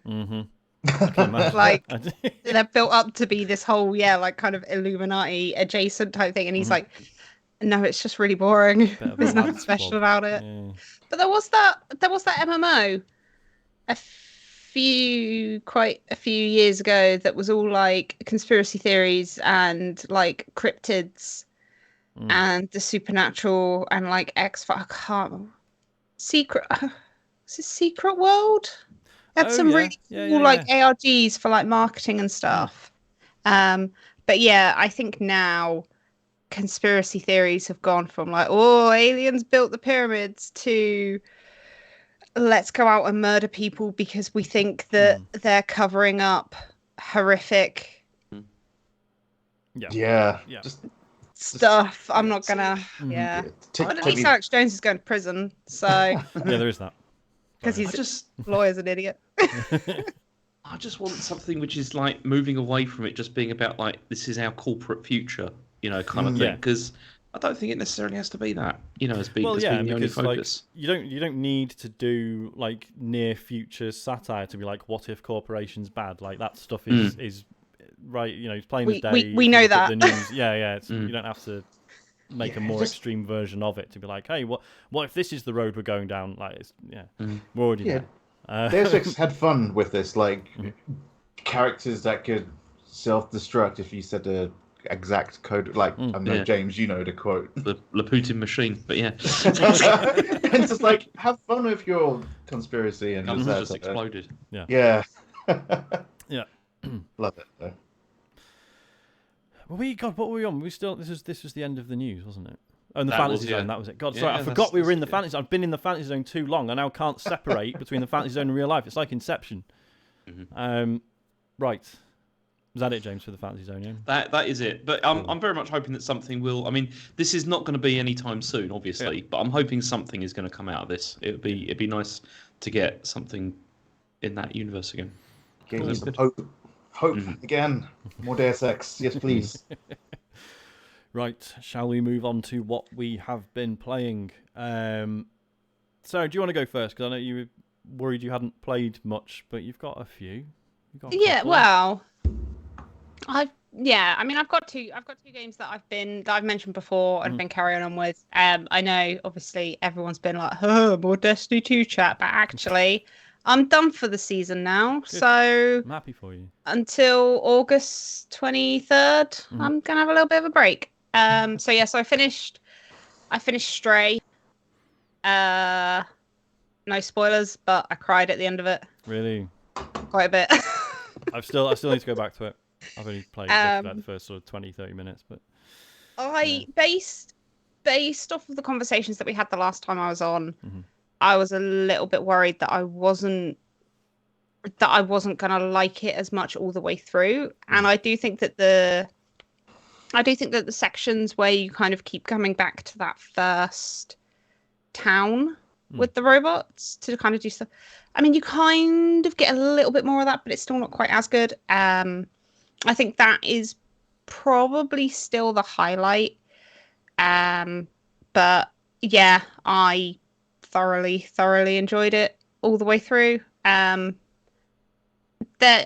definitely like died a few times and had to redo a couple of bits. I didn't know you could die. I don't know if I want to play it now. you can. The first time it happened, I actually stopped playing it for the night because I was like, I don't like this. No. Yeah, it you don't really, obviously, you know, it's not explicit or anything, like, and it doesn't linger on it too long, so it's not too bad. But yeah, I still thoroughly enjoyed it all the way through. Even the stealth sections. Yeah, even the stealth sections that I played like stealth sections. Yeah, I just thought it was a really lovely story. I thought the ending was really kind of heartfelt, and yeah, I cried quite a bit, but then, you know, I cry at a lot of things. It's just very easy if you have like a slightly emotional part in a game or a film, then it will, and if an animal's involved, it will probably set me off. Yeah. But yeah, I mean, it again, still the art direction is stunning. All the kind of characters, they just have, you know, a lot of heart and everything, and yeah, I really enjoyed it, and it was nice and easy. It was nice to actually play a game from start to finish in like 3 or 4 sessions rather than, you know, 600 hours and still we'll never finish it. There is a lot to be said about games of that sort of length, you know, especially when you're like going between things. You know, it's just nice to have something which breaks things up a bit, and yeah, which is a nice compact experience, but still you get a lot out of it, you know, like by the end. It's really good. Yeah, 100%. Yeah, so that's Stray. If you've got the tier of PlayStation that you get it for free, then absolutely play it, because it's just nice. It's just a very nice game. And then yeah, I've also put a ton more hours into Guardians of the Galaxy, and it gets even better the more you get into it. I mean, even the part which I kind of liked the least, which was the combat, has actually really quite improved now. I mean, it's still not really doing anything particularly special or new, but I've unlocked a lot of abilities. Enemies are getting a lot harder. They've got like elemental differences and stuff. There's also like context sensitive things like around the arenas that you can do stuff with and all that. So yeah, the combat's kind of got better, but oh my god, the narrative and how the narrative is designed and reveals itself to you is so good. So there's a bit that I kind of came across, because like the thing I've not really liked about a lot of like branching narrative story type games is it is very obvious when there is a big decision to make, like and you know what's going to happen, you know how those decisions are going to you know the consequences of those decisions almost like right away. And what Guardians does really well is you react in the moment, and you often kind of don't realize the effect it's had. So there's a bit kind of quite early on where I made a decision for a character in regards to a character that I was just like, oh, I like her, and I feel like this decision helps her out more. And then a good like 5-6 hours later, the consequences of that decision was that I could take another route through this level. Mm. And it was like, oh, I didn't know that was going to happen because I did that thing. Because I wasn't even thinking that it was going to be a decision which would have any kind of effect later on. Yeah. And then there's even like little things where you have to keep because I also don't like it as well when it's like you pick a dialogue choice and then there's that conversation and you're back to the menu and then you just pick another one from the list and you go down the list picking all the dialogue. What Guardians does really well is there's been a couple of points where you have to work your way through a conversation. You never go back to the list of choices. It's a free-flowing conversation and you make your choice and then the other character will say their thing and then you have to react to the thing that was just said and not go all the way back and and it actually feels like a proper kind of conversation. There was a really cool bit where I ended up on the credits and I had to go back and redo it. Oh yeah. Yeah, it's and it's also I'm also kind of getting to the point now. There's also things as well where like you can kind of piss some of your teammates off and then they will refuse to do things for you. It's just so good. It's the relationship building in that game is so good as well, like between the characters, and you like by the end I really felt like the team had like earned it, like in the sense of like their relationships they had with each other, which is so rare. Like it's so rare to get that in games. Like it's so like it totally could have got away with just being like a competent action game with a good script and some good voice acting, which it does have. But it's like Sarah was saying, like there's all these little things where it's like I don't know, they've just gone a bit above and beyond with it. It's such a good game.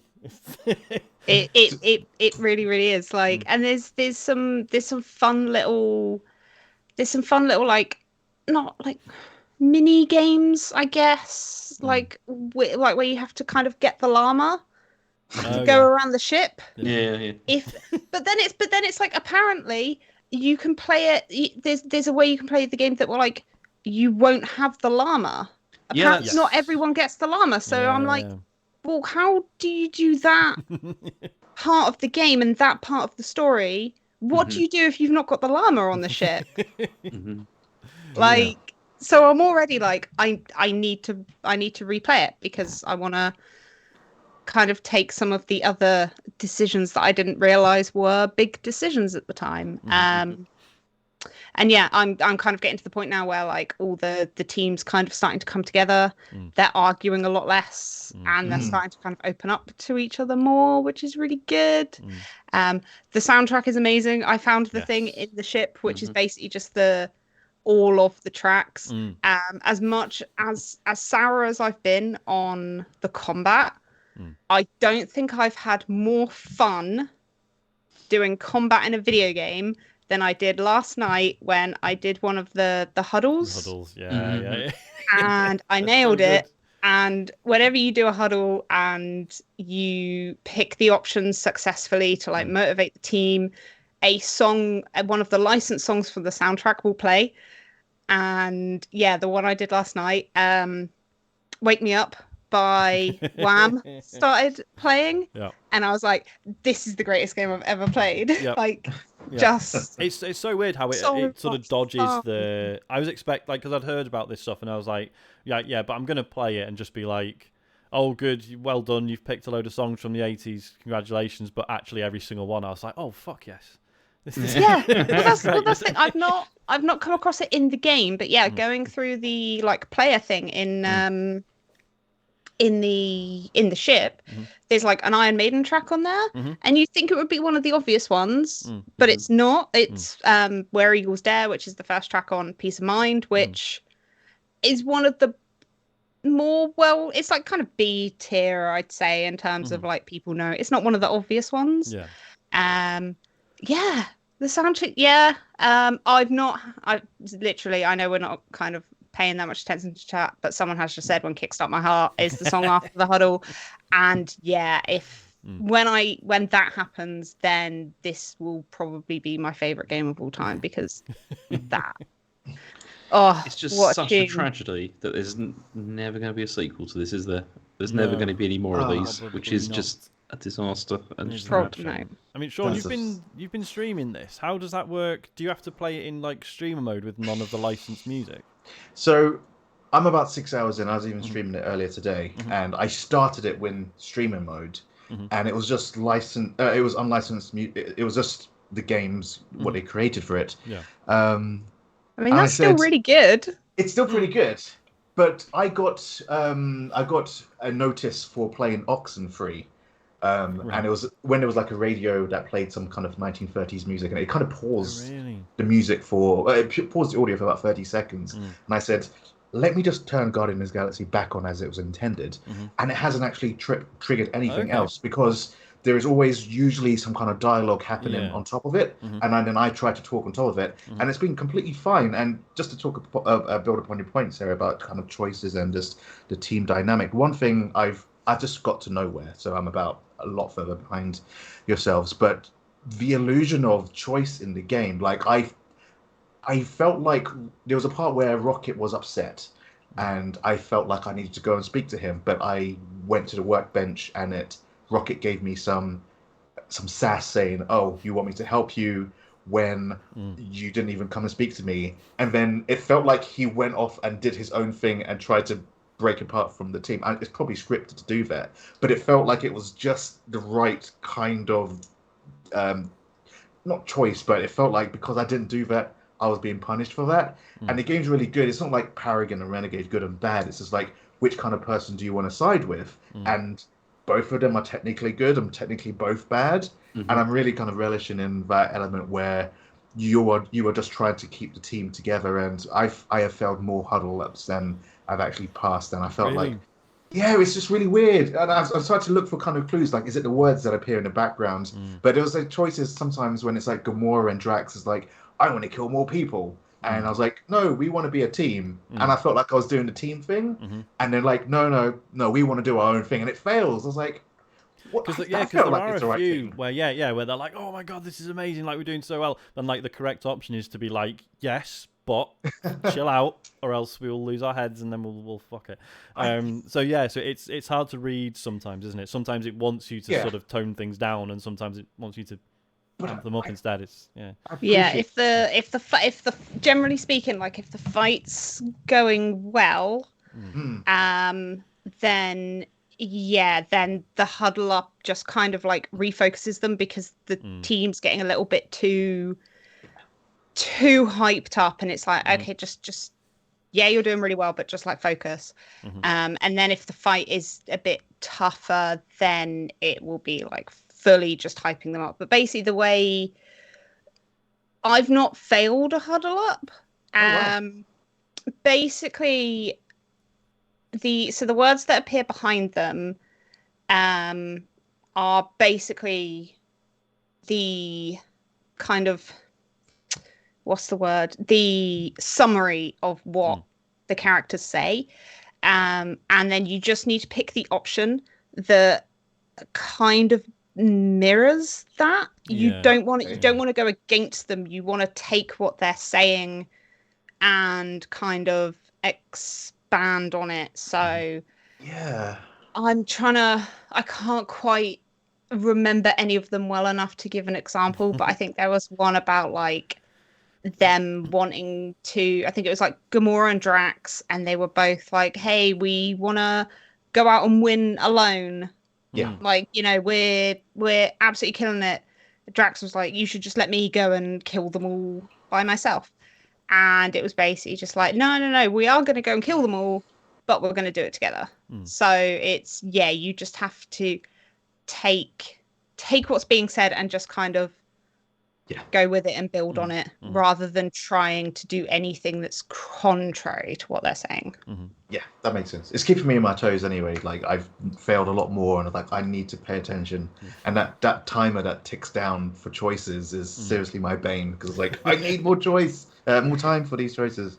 But I am enjoying it, and it sounds like it gets a lot better. So it really, really does. Because I mean, yeah, without going into too much detail or spoiling it, I think kind of quite early into the game, you do kind of end up in some situations where saying something that defends or bolsters one person will annoy someone else in your team, and it is very much set up. You are kind of very much set up to be like, okay, which one in your team are you going to side with? Whereas over time, it does kind of build into that doesn't really matter. Like, because you are kind of bringing the team together into this kind of like cohesive whole, rather than them very much all fighting with each other and being at each other's throats the whole time. You're kind of, bringing them all together, and it's great. It's still very funny as well. I took a clip. I've taken like a couple of clips of a few different jokes that are still, very, very, very, very funny. Graphically, it still looks great. It's beautiful, isn't it? Like some of the locations and stuff are just absolutely stunning. The locations are stunning, and then just like some of the real tiny little like facial movements and like body language cues and stuff, and it's like I don't think I've ever seen a game do subtle character animation as well as this has. At all. And it's so good. It is. How did it do in the game of the year list last year, James? I can't remember. I think it did reasonably well. I mean, we took it reasonably far from what I remember, but then Did we? because it was. But no, I think at the time I'd played it, and I think David played it, but I don't think you and Matt had. And so I it was, hadn't finished it at that point, right? I think I'd played some of it and was like, it seems good. I did. because and David was like, like, oh yeah. He kept on saying to you, like, if you'd have played this further, then you probably would have a different opinion. I mean, it's it should have done. It should have gone further. It was excellent.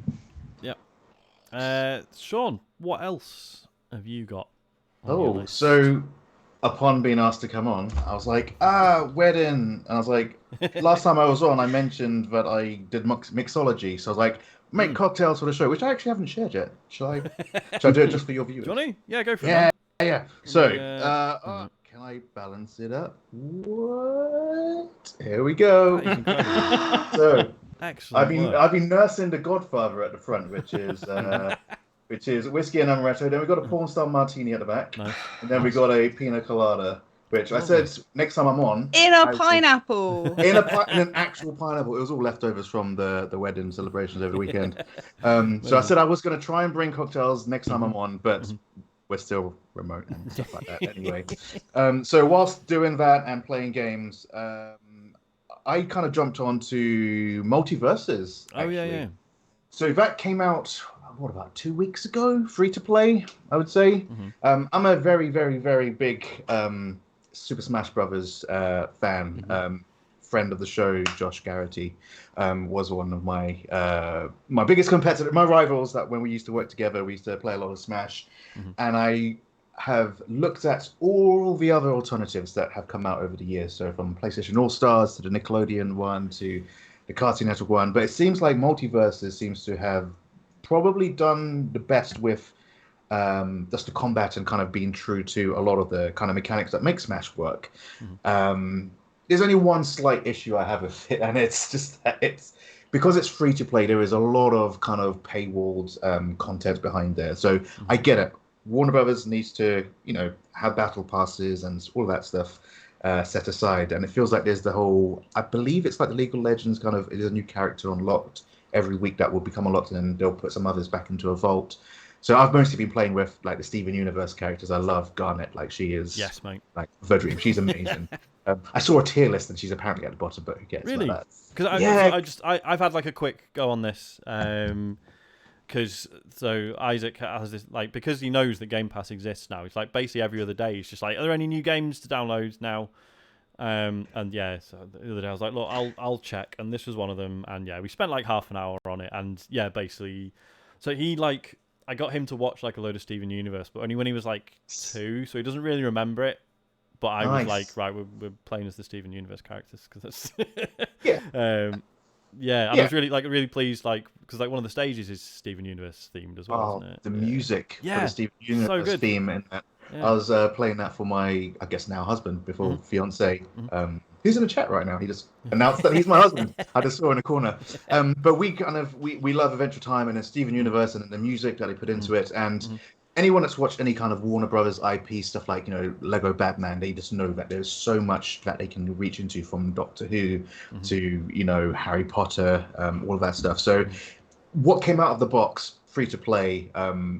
It's a reasonable good game. It's very forgiving. If you play Super Smash Bros., one of the big things that most newbies have is falling off the map and not being able to get on board. And they've been so much more lenient. There's so many different ways to climb back onto a level.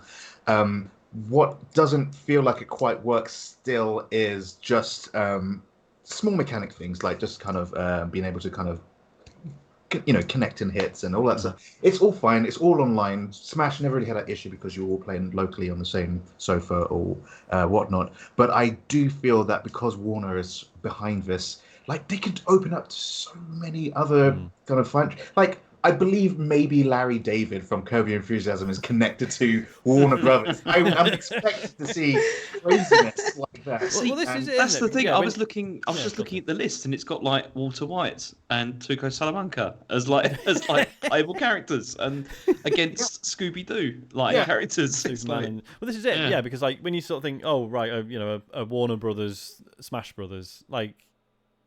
Off the top of my head, I couldn't tell you what that would involve aside from like obviously Looney Tunes characters and stuff. And then then like say you look at it and it's like, well, yes, and then it's also got like DC superheroes. It's got Steven Universe. It's got Adventure Time. It's got Tom and Jerry. It's got like tons of stuff. LeBron James. Yeah. Doesn't it also have Arya from Game of Thrones in it as well? It does it? Oh god, I didn't notice that. And then the Iron Giant as well. Yeah. They've got their own IP character in there as well, and it sounds like it's a recipe for something to get, pull in more crowd, but it does feel like it's a few steps below. If you love Smash and you've been playing Smash for many, many years, when you compare the two to each other, then Smash would still kind of stand strong. Like it's known for being great. It's what games also try to be more like. But if you're kind of coming into this as an entry, like if you play Brawlhalla and then you play this, you're going to be like, this makes sense. Like I know these characters. I know these stages. Even the voice artists are back, which some of the Nickelodeon stuff didn't actually have. So to have this, it's a good testament to it's a love letter to kind of Smash, to the point where you can level up, not level up. You can knock enemies and they build up a meter, and then they can be knocked off. But there's some quality of life things in there, such as the stage getting smaller and smaller because time is progressing. But for free to play, it's a good start. I think if you're hardcore for this kind of genre of game, you'll pick it apart like I did and be like, I miss new Smash. Like, come on, Nintendo, bring something along. Stop just giving us more characters. I don't do it anymore. But I was just like, it's a good middle ground. They can still do that again. I'll get off my soapbox when Larry David is in MultiVersus. Like, just the looks and stuff. But it's fun. But I just worry about its free-to-play model. I mean, it's pre-season, so a lot of stuff in the Battle Pass is just... it seems like pointless cosmetics at the moment. It's just like icons, and a lot of the money that you can spend to unlock everything is... I think I read something like almost close to 200 quid. And it's just like, why? Like, I would probably play premium for this, but then I don't know if the game would be popular enough for people to spend 40, 50 quid on it. So I get it, but when you're comparing it to something like Apex Legends, which is free to play but it has a strong background and it has a good battle pass, like it just, for beat 'em up, I'm so undecided. So I love it as a love letter, and the voice actors and the music and the art, and it looks fantastic, and I'm looking forward to what else Warner is going to bring into it, but just for the beat 'em up element side of it, I'm not satisfied. yet, and I don't know if they're ever going to address potentially how collisions and mechanics and stuff will. They could have done it. They could do it. But for the first 2 weeks, I'm like, give me more Smash, please. So, yeah. I was quite surprised. Oh, God, sorry, James. I was going to say, I'm quite surprised that they didn't. I just stole your line. That it was. That this isn't. I mean, it hasn't come out on Switch as well. Although, is it? It wouldn't work very well on that. Is that where we're seeing the limitations again? I don't know. I mean, graphically, I mean, it looks great, but I'm not. But it doesn't. I don't know. It doesn't look to me like anything the Switch couldn't do. But I don't know. Because you've got like a massive install base there of people that have played Smash Brothers and stuff like that, and probably maybe want a bit more or want to try something else. It seems like it'd be a good fit for that. Yeah. And for an online only, well, mostly online only game on the Switch, I mean, free to play, I'll definitely pick it up. Single player stuff is just like tutorials and you can do against AI, but I think it would live better, on Switch with crossplay as well. It might be in the pipeline, and it probably will be where it shines a lot better. But it's early days. Like I said, it was almost like 2 weeks ago. Good strong start. People are talking about it. Having Shaggy, the meme, being a Super Saiyan somehow has become into video game form. So it's fantastic. Shaggy versus Batman versus Superman. It's like it's a match made in heaven. But I'm excited for the Warner Brothers brand, just like what other IPs are coming along into this. So we'll see. Cool. Yeah. Anything else? Yes. So he says as he reminds himself after having a couple of beverages. Risk of Rain 2. So I'm not sure if you folks have played Risk of Rain 2. It came out. I think it came out in 2019 on at least PC originally, but it has been in various sales this year. If you love roguelike games, especially co-op ones as well, Risk of Rain 2 might be up your street if you like the good shooter with some kind of melee combat mix in there. What Risk of Rain 2 embodies is you drop down onto a planet, and you basically need to find a teleporter on the other side of the map to progress. That's the aim. That's on the top side looking down. That's what you need to do. What makes it great is the enemies that you come across, they drop loot, or they drop coins, which you can use to unlock loot with. But the beautiful thing, I'm not sure too many games have done this, is the difficulty. The more time you spend in that biome, the harder the game gets progressively with time. So you'll see at the start, it'll say easy, and then after fighting to medium, then it gets to hard and very hard, and kind of like really cool variations of the way to saying hard. I was going to say, because I remember I played the first game, and I remember the first time that I played long enough, the difficulty just changed to "I can see you." Yes, I was like, "Fuck!" They kept that in. It's so cool. And so the gist of this, because I didn't play the first one, and I'm intrigued to go back to the first one because it's 2D, whereas this is 3D. Yeah, that's right. Yeah. So that's up my street already. It is. But what the aim of Risk 2 is, you drop down planet side. You need to find a teleporter. You need to pick up items. Each of the characters that you unlock, so different classes, they play in a very, very unique, different style of game. So any fans of Monster Hunter out there would know that a different weapon means a different video game almost altogether. So you would have characters that would be kind of, my favorite's like the engineer, where they're not really so much the offensive, but they can drop turrets, and then that turret will do damage for you, and that's how you gain it, but the turrets don't move unless you upgrade them. Or you can have an archer who has heat-seeking arrows, or you can play someone that's a bit more melee, and each of these different characters play different ways, but it's about the items and the loot that you unlock with them. So double jumps to doing more damage upon the first hit, to percentages, to being able to dodge and stuff like that, until you get points like it fires missiles every 5 seconds, and it's really cool. And the more when you get to the teleporter, then you have a boss fight, and then defeating the boss, you move into the next area. It can be as short as half an hour as a roguelike game. Fun co-op, as I mentioned before. The replayability and the thing that brings you back to it is it can be hard as nails.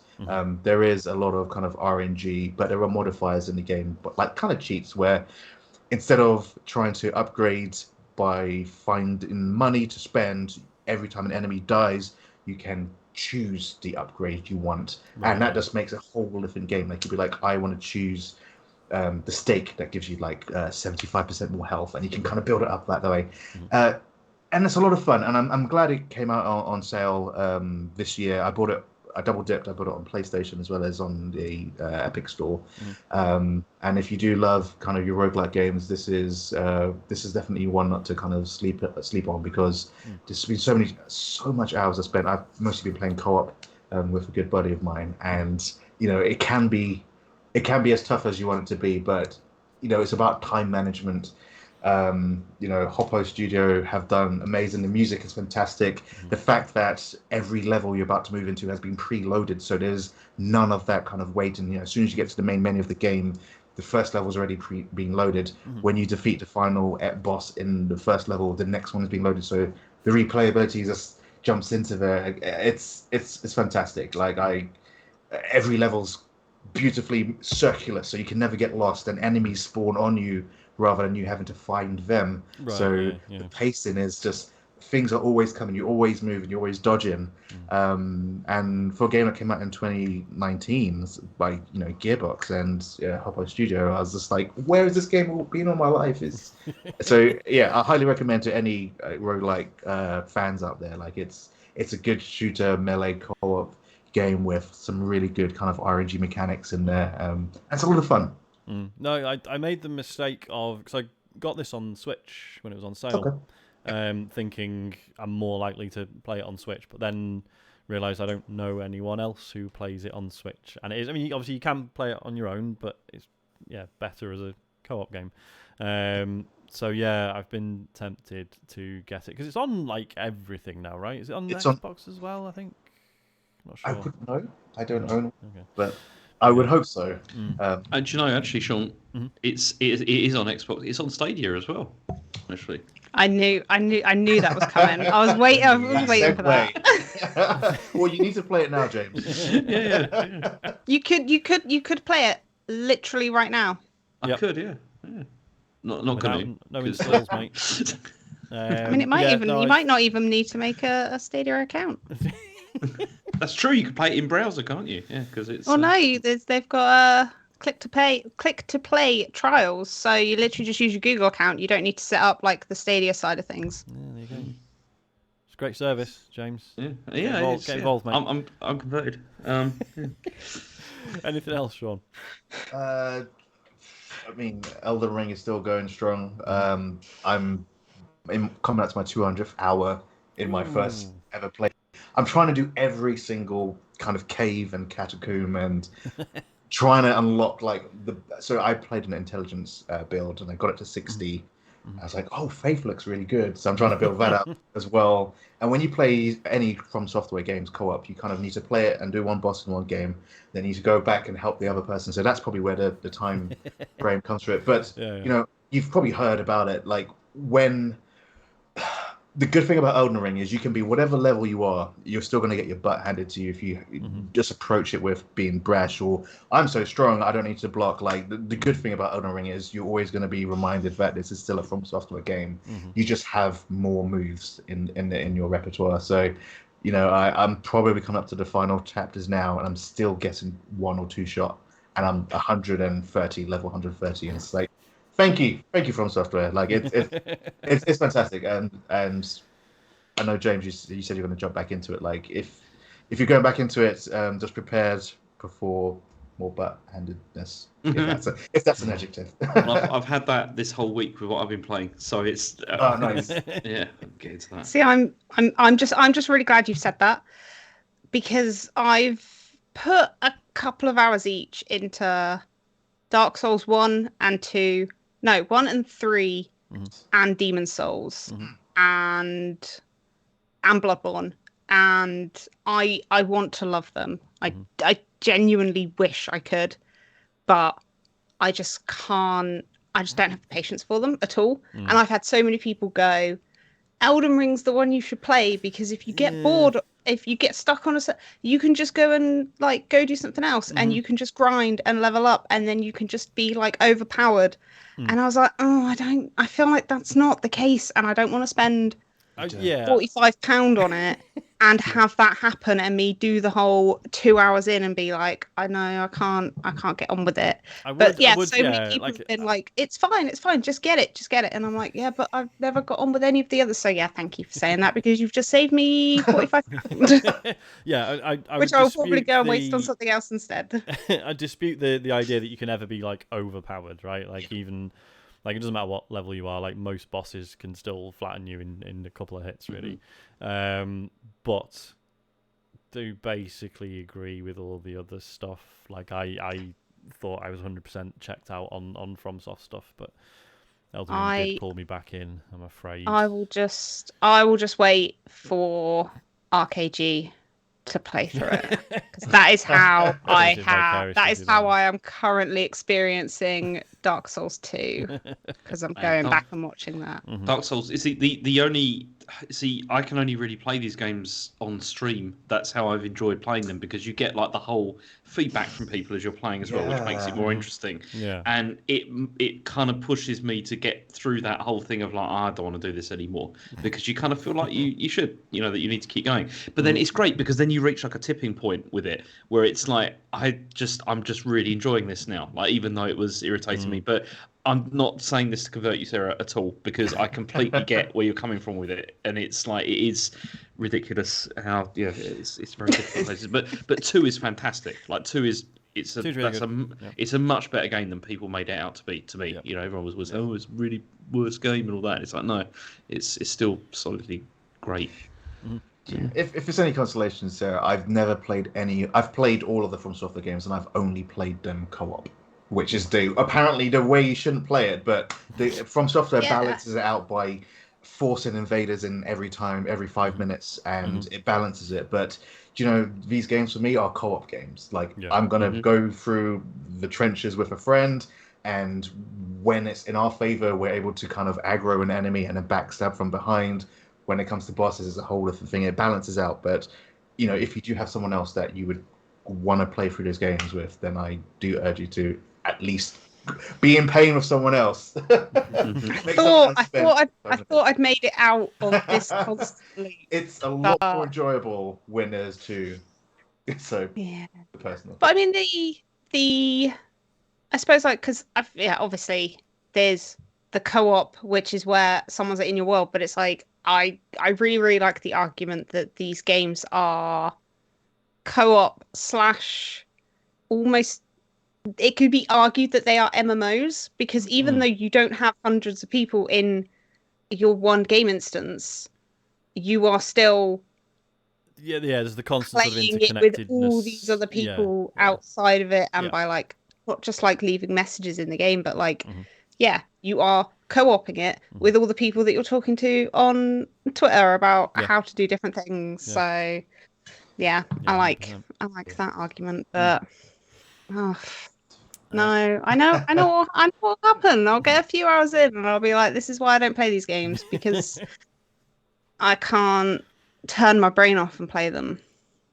Yeah, that's what it is. Yeah, I know what you mean. Yeah, you're constantly on edge, pretty much. I mean, there's a lot of there's definitely more downtime in Elden Ring than any of the others. Like, you can spend an evening on it just kind of wandering around, and if you see a boss, just like, nah, I'm not interested, mate. I'm gonna go and look at these trees. So yeah. James. Yeah. Do you want to do yours?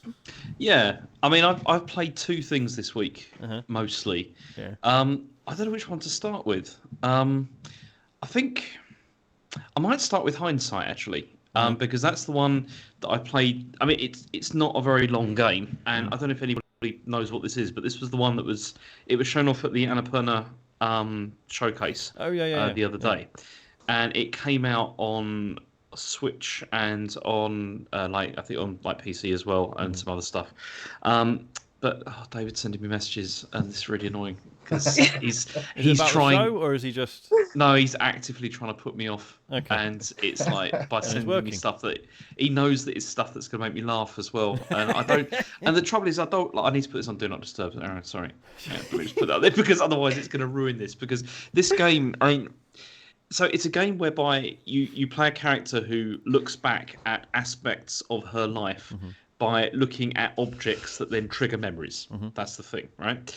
And so the whole thing is in 3D with like static models, and you rotate the camera to try and find like a hotspot, so that then you can kind of continue the story. So that you like, one of the things, like maybe you'll be in a kitchen and there'll be a sink and there'll be like water in the sink, and you sort of like shift the camera around, then you see the water, and then you'll see like a reflection in that then you can like go through, and it goes through to like the next area. And that's the whole sort of thing. And it works, I mean, it works quite well. Like the mechanic works quite well, although it does get quite fiddly in places. Like you can spend like sort of the time sort of like looking around trying to find like this hotspot like wherever it is, and that can get a little bit annoying.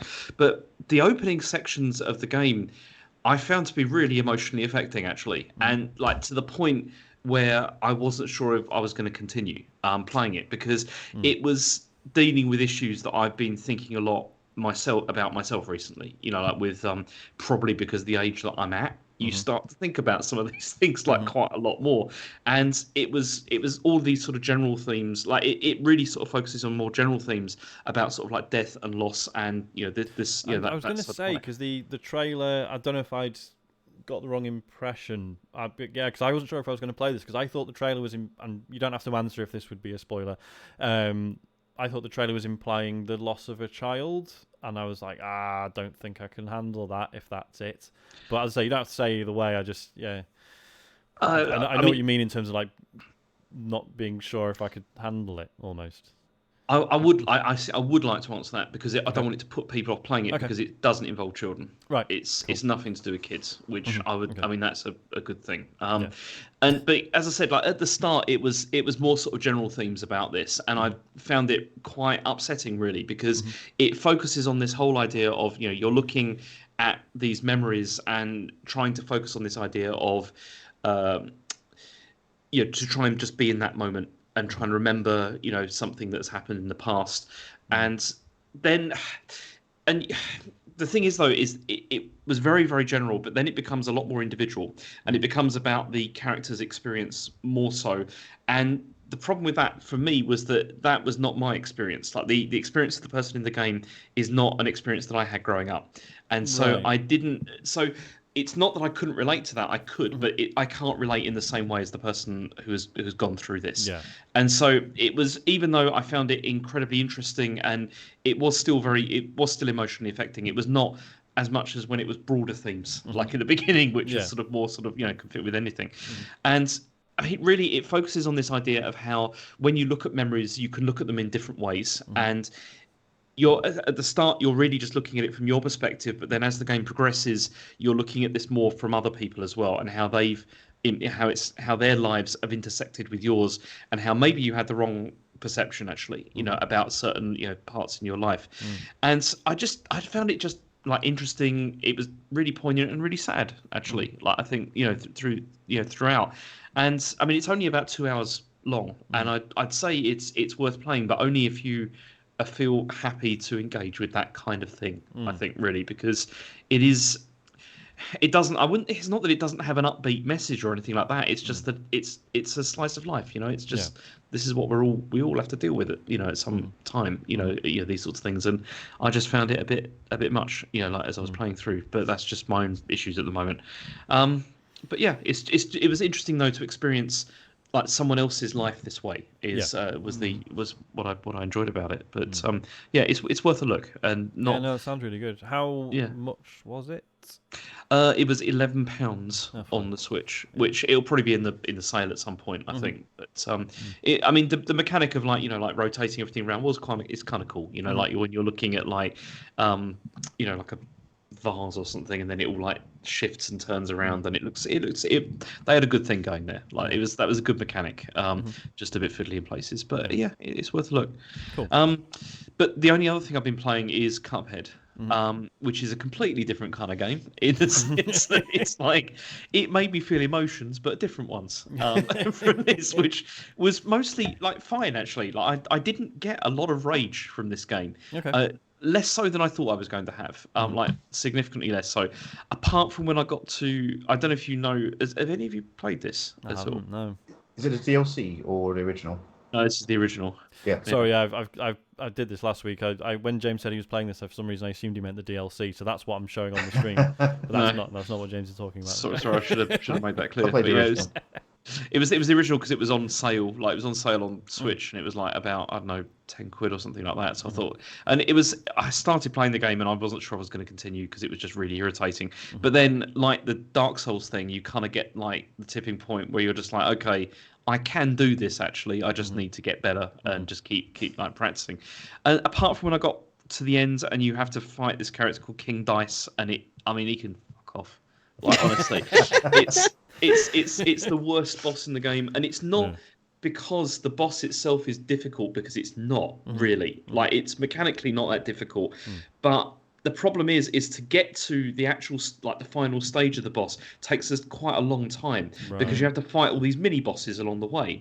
And maybe this is better if you're playing this on like Xbox or PlayStation or whatever, but the load times on the Switch are quite annoying to load between these areas. So you can get so close to like getting to the final boss, and then suddenly like you'll die or whatever, and then it's like, okay, I've lost about 5 minutes from this, and then you've got to go back and run the whole thing all over again. And but then like I did it like today when I was on the way to work, like on the train, and I was just like, this was easy actually. This is not very difficult. But it's not. It's just because I played it so many fucking times that I got that, you get good enough that it's not a problem anymore. And the final boss was great. Like it was really really good. But now I'm just not sure whether to get the DLC or not, because I've heard that it's harder than like the base game, and I enjoyed the level of difficulty on the base game, but I don't think I could go much harder because it would start to really really irritate me, I think. And so I'm not sure whether to go. Massive hats off to you for doing that solo, because I started playing Cuphead on launch co-op, and it felt like it was fair. And then earlier this year I started streaming solo, same levels and stuff, and it just felt like it was made to be played co-op because of just the lives that you had and the amount of damage output you could do. And it almost felt like it was impossible. Like I never got past the I think the most I got furthest was the jackpot kind of fight with, and I was like, this is impossible. And it was such a breeze in co-op because you had the ability to, two of you, I'm not sure if it balances it out or anything like that, but Cuphead, at least the base game, doesn't feel like it was made to be a solo experience, especially when you're talking about Cuphead and Mugman for all of the cutscenes and all of it. So, I mean, if you've got as far as, the final boss and beaten final boss, and you've done it all on your own, like, you are a much better player than I. And I thought that's where I relished, and the fact that you've done that and I couldn't even do it is amazing. So I'm just really stubborn, honestly. It's picturing you on your commute, just like getting angry on the way to work. That's amazing. I was sitting next to an old lady, and I was just like, for fuck's sake. Give her a Joy-Con blue co-op. Yeah, it's like, can you help out, please? What kind of tips would you give someone who is struggling in single player in Cuphead? Like, bestow your awesome this way. It's just, I mean, for me, it was the loadout. It's like whatever, like choosing like I mean, really, you have to go for one of the best specials in the game is the one where you can dash and it makes you invincible. Because once you've got that, most bosses are significantly easier once you have that, because you can dodge stuff and you don't have to worry about all that. But then also the tracer weapon, the one where you don't even have to care about whether you're shooting in the right direction because it just homes in. And then, but the only problem with that is that then it's very weak. Like, it's not very powerful. So you just had to fight. Like, this is how I managed to get through in the end, was just by using weapons like that and then just focusing on avoiding stuff. And it just becomes ridiculous because you're just like jumping around the whole time and like moving around, but just don't care about trying to do any damage. Just keep doing it and just keep chipping away. Like, just keep chipping away. And there's me thinking the gun that if you fire it in the wrong direction and it comes back double the damage was the best way to play. Like, such a cool idea, but no, that tracer one sounds a lot better. So yeah, the tracer's good. It's just that the only problem is it doesn't do a lot of damage. So you're there for longer, like doing it, which is the thing. It's the trade-off. But but again, like when I finally beat King Dice, like the second to last one, it was just, I felt really good about that because I was just like, fuck, it's gone down, and it's just it's nice. Yeah. James has officially said, "Get good, Sean." Yeah. Amazing. Awesome, thank you. Yeah, great game. Is it my turn? Yes, go for it. Right, we've been going for over 2 hours. I will try and be brief. So I've been playing Xenoblade Chronicles 3 because I blagged a free copy of it. 'Cause, No. we've mentioned before, like I tried to play the original Xenoblade Chronicles was it on the Wii? It was, wasn't it? Didn't really get on with it. Tried again with Chronicles X, put a lot more time into it, and eventually did my head in. And I don't know, I can't remember what it was specifically that annoyed me. The soundtrack was like oscillated between being like incredible and fucking awful, like some of the worst stuff I've ever heard. So yeah, and then like I had no interest in Chronicles 2, and that came out. And this one, I mean, again, wasn't particularly fussed. And then the reviews came out, and suddenly it was like, no, everyone's saying this is actually stunning, and maybe I do need to pay attention. I mean, James, which one was it you played? Not recently, but It was 2. Which was one? it 2? Yeah, I think it was 2. I'm pretty certain it was 2. It's the one I tried about 3 times and just couldn't be bothered. So did you tap out in the end? Yes, yeah. Oh, okay, nice. I played. I mean, I played each of them. Well, I played that one for at least sort of 10 hours or so, and then was just like, nah, it's not doing it for me. Okay, well, so I'm 14 hours into this, I believe. Which in the grand scheme of things is nothing, because people are saying minimum like 130 hours to finish it. So so as with Elden Ring, I reserve the right to never finish this, but so far I am enjoying it. That's like PS2 era JRPG length. It's so yeah. I mean, if you've ever played a Xenoblade Chronicles game before, it's initially it's exactly what you are used to. So so third person running around, real time combat. It feels a bit MMO-ish in that there's a lot of so setting up your abilities and it's a lot of monitoring cooldowns and stuff, but also synergies with other people in your party and working out like chains of attacks that work well together and inflict status effects and all the rest of it. The MMO-ness also extends to there's no real sense of hitting things. There's no real impact. Like you you auto attack by default, right? So you'll target an enemy, and then if you walk near enough to it, your guy will just start slashing away at them. But then you also have all these different abilities that you activate manually. And as I say, and depending on which class you're playing, you might be a tank and you're all about drawing the aggro of all the enemies, or you might be an attacker, in which case, there's different types, but the one you start with is you've got one attack that's more beneficial if you do it from the side, and one that's more beneficial if you do it from behind. No jokes, please. And there's also there's bonuses for cancelling out of a standard auto attack into a special one, right? So rather than just mashing the special buttons, you wait for a normal attack first. As soon as that lands, you then press the other button and it does a special effect, and you get bonus damage or bonus effects, whatever. It's what's good about it. Well, what I found really, it was just a huge relief. Is that when the story starts, straight away you're just this is bullshit. There's no way this is what the story's actually about, right? Because these two armies are fighting and they look basically the same. And it's sort of the setup is that these two armies are fighting each other forever.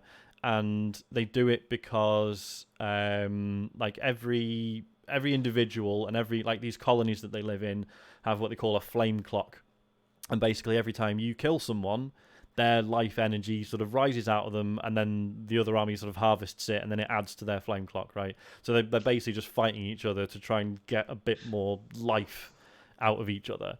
Hang on, but what's the point of that? Why Exactly. do they need to make this flame clock bigger? Exactly, right? And straight away you're I'm pretty sure within 5 hours it's going to be hang on guys, I think maybe this isn't right and we shouldn't be doing this.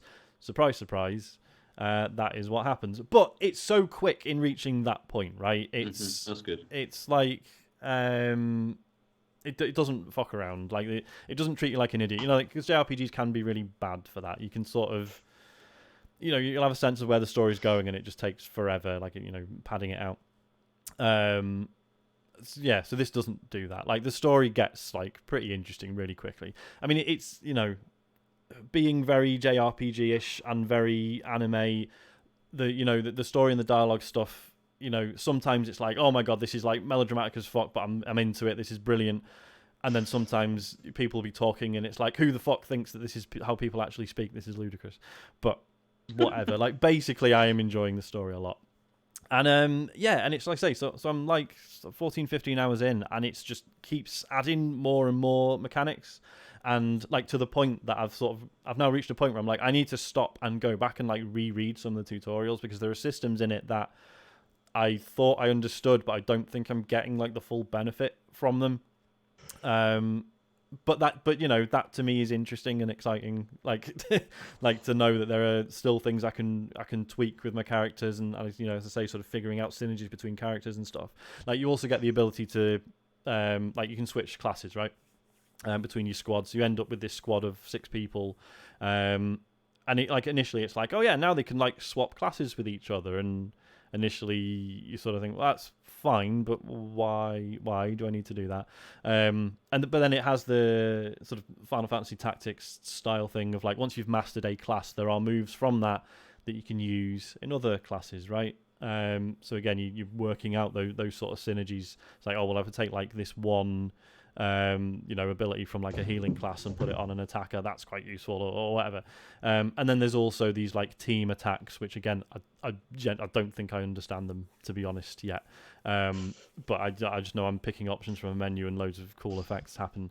And then what starts to happen is you start to get other people who can join your party sort of temporarily, and you can switch them in and out.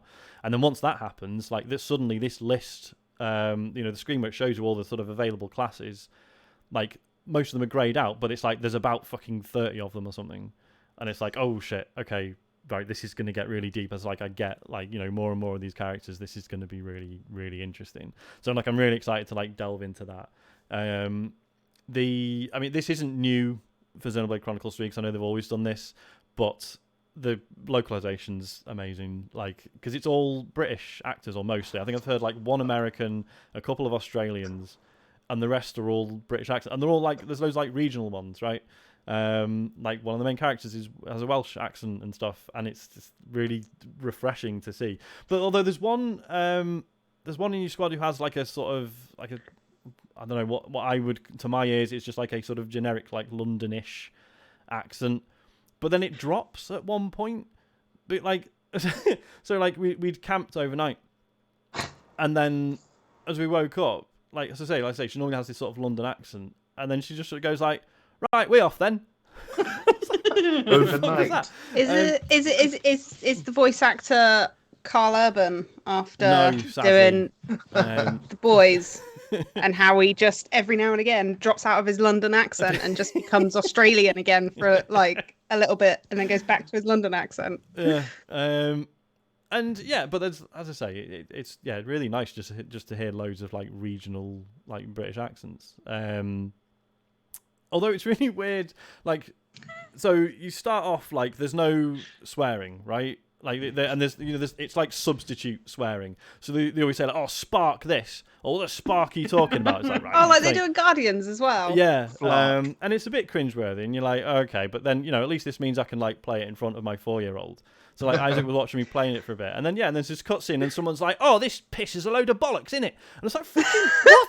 Where did that come from? Like, who decided that was okay?" So yeah, that was. I mean, whatever. And like, yeah, there's a lot of like repeated lines, you know, but they're useful in combat because, you know, people are shouting out. Go on, sorry. Is it fully voiced, or do they do the whole? They just say the first sentence. It's pretty much fully voiced. There are some conversations that are text only. Okay. But yeah, yeah, I'm into it. As I say, don't know if I will get it done. But it just so far keeps expanding, and some of the things it's already expanded into I don't think I fully get yet, but I am excited to get my head around them. So fine. There's been bits where it's felt a little bit grindy, where it's like, get through this area, and I know I'm like a high enough level, but like random monsters keep starting on me, which further compounded by the fact that like literally a monster, like a wolf, will attack you or something, and literally one of your characters will be like, "This is a waste of our time," and it's like, "Yeah, I know." Yeah, it's called bad game design. So, Yeah, there's a reason why all the old Final Fantasy ports are putting random battles off button in it. Exactly. So, I mean, it does, like, eventually, once enemies are like a certain number of levels below you, they stop attacking you. But it's like that threshold isn't quite where it needs to be, I don't think. But, so yeah, I'll probably like not talk about this for like a month, and then one day I'll just be like, yeah, I think I've nearly finished it, and it's really good. But we'll see. I'm glad you addressed the regional accent thing. That's the only question I had. Like, I was going to say, is this the same franchise that did the kind of British accent thing with like Shulk? Yes. I remember other friend of the show, Darren Gargett, when I used to also work with him, he used to do impressions of Shulk in the office, being like, "I'm really feeling it," and I'm like, "What is this game?" And I was just like, "This sounds great because it's very British and there's lots of different bits." And to hear that that's kind of had the same appeal for this game as well. Yeah. Do you know if it's the same regional kind of splits, like, you know what Ni no Kuni did, where in Japan they had their own regional bits from different kind of islands? Do you know if it's the same with this game? It's, so far, it just seems to be a total mishmash. Like, there are people from, or is it? I just realised. So I'm just thinking. So there's two. One thing it hasn't really explained yet is that basically everyone you're with is like human, but some have little bird ears coming out of their heads, and some have cat ears. And the two cat ear ones I've heard so far have both had a Welsh accent. Oh wow! So I don't know if that's a consistent thing. I'm not sure. But yeah, I'll let you know. Right, what else? So I've now played a lot of Monster Hunter Rise Sunbreak, the expansion. So, you know, last time I talked about this, like, it was like the week after it come out, and I was really excited to play it, and then it turned out I had to do loads of the base game still before it would let me see the expansion, which at the time I had mixed feelings about, because it was really cool, you know, excuse to like go back anyway, even though I hadn't played any of the new stuff at that point. So I now have played, so I'm like Master Rank 2, which obviously grand scheme of things is not a lot, but means I've done a couple of tiers of the new missions. I fucking love it. It's so good. It's like the hub town for starters. Like, Monster Hunter games have always been really good at creating these little villages, these little hubs or whatever, and making them feel like these really like nice, like lived in spaces, right? And this, yeah, Sunbreak doesn't disappoint. There's this new town. It's like this sort of little sort of fort at like a seaside base. There's no beach, but it's just like there's like the ships everywhere. There's like docks and stuff, and it's just like so nice just walking around and just like watching like all the characters, like even just, you know, people in the shops or whatever. If you just stick around for a couple of minutes, they've got all these little cool like idle animations, and they're like genuinely really fun to watch. There's like this train track that runs around the whole thing, and there's this little train that sort of goes into, there's like a mine, and it kind of goes into the mine and then comes out again with like jewels, and then goes somewhere else, and occasionally stops at like the food place, and they all eat their lunch. And like I've been letting Isaac watch me play this, and like every time we're in the town, he's like, "Oh, follow the train," like he wants to like watch it go around, and he loves like the like, you know, all the food animations and stuff as well. So yeah, so that's brilliant. Like, it's just such a nice place to be. Like, the music's stunning as well. What is weird is that, so, you know, I'm like I say, getting into the master rank missions, I don't think I've actually fought a new monster yet. I've basically just been fighting the master rank versions of ones I already was familiar with. Like, if you like Monster Hunter, that is enough. But it's just a bit weird that they didn't like preload it with some more like genuinely new stuff. So that's a bit strange, but I'm more than happy to crack on with it. And yeah, and it's sorry, go on. I was like, do you know if there is new monsters added to this? Because I'm a big Monster Hunter fan, and the big step from World to Iceborne was the variants as well as some of the newbie stuff. So I'm looking to be sold on this, and if it's kind of not so much new content other monster wise, because the monsters are the content, obviously. Do you know if it's at least later on in the master I think ranks, so. I can't remember, because you know they always do this like with Monster Hunter expansions. A lot of it is like, here's like an old favorite as well. So to me it might be new, but to the series it might not be. Do you know what I mean? Yeah. So no, I'm not entirely sure. But yeah, there's definitely ones in it that I haven't faced yet. So yeah, it's just, and like the fact that they've like really ramped up the switch skills stuff. So Monster Hunter Rise added this switch skills thing where there were, you know, depending on which weapon you were using, there were like certain moves you could sort of reassign, right? And you could switch them for other attacks. And I think that maxed out as like there's 3 different ones for every weapon, as in there's 3 different. So like it'd be like your opening attack will be one of them, and then there's your silkbind attacks, which are the ones that you do with your bug on a string. And yeah, so whereas this is like, right, you can have 5 of them now. And so like you can really substantially like change like all of your combos and your attacks with like whatever weapon you happen to be using. And also you can have 2 sets of 5. So you can have one set which is like your default, and then you can have like an alternate that you can just switch to at any point in combat. I'm not like good enough to do that like on the fly and be like, oh, actually it'd be really useful if I had this other moveset. Like I just sort of learn one moveset like perfectly, and then that's, you know, tend to stick with it. But very cool that option is there. Like hopefully, you know, I guess I'll reach a point that you know, that becomes valid. But like it's just the fact that I've used Sword and Shield for like all of Rise so far, and I'm like 70 hours in, and then suddenly they like add these new attacks and new sort of points in the combo that you can now edit effectively, and it's like, oh shit, this is like completely different again, and there's like more stuff for me to learn and get my head around. And this is just one weapon of like, what is it, like 12 different weapon types, something like that. Like any one of them you can just put like dozens of hours into and just learn them inside out. So yeah, I fucking love it. And we'll still be playing it for some time, I think. Still playing it on my own, which has been fine. Like I know a couple of people who want to play it but have run into the same thing I did, in that they know like they've got loads of like the base game to do still, before they can actually touch the DLC. But hey ho. It's a completely different game co-op. Like I main the hunting horn in this game specifically because why would you not want to break dance with a horn in your hand whilst healing your teammates? Yeah. Totally. But yeah, because I've been playing only Monster Hunter co-op, and it's to hear that it's, you know, it's still doable single player. Is just a good testament to it. Yeah, I mean they've added these like I think they're called like companion quests. So basically, there's like some of the missions, there'll be like an AI helper, so it'd be like someone from the story, and they sort of help you out as well alongside your canines and your felines.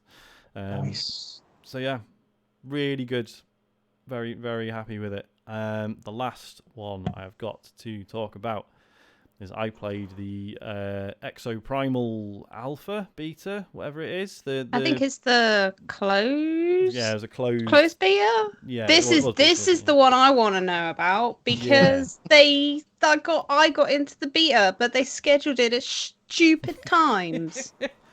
What do you mean you weren't up at 3 a.m. on a Monday morning, Sarah? What's your problem? Yeah, that was it. Like there was the first one was scheduled for like middle of the night, so I can only assume that it was because obviously it's Capcom, so I can only assume time, basically, it was down to work with Japanese times, which still kind of quite I think that works out to like mid-afternoon Japan time. I thought one of them was literally like 3 till 7 a.m. or something.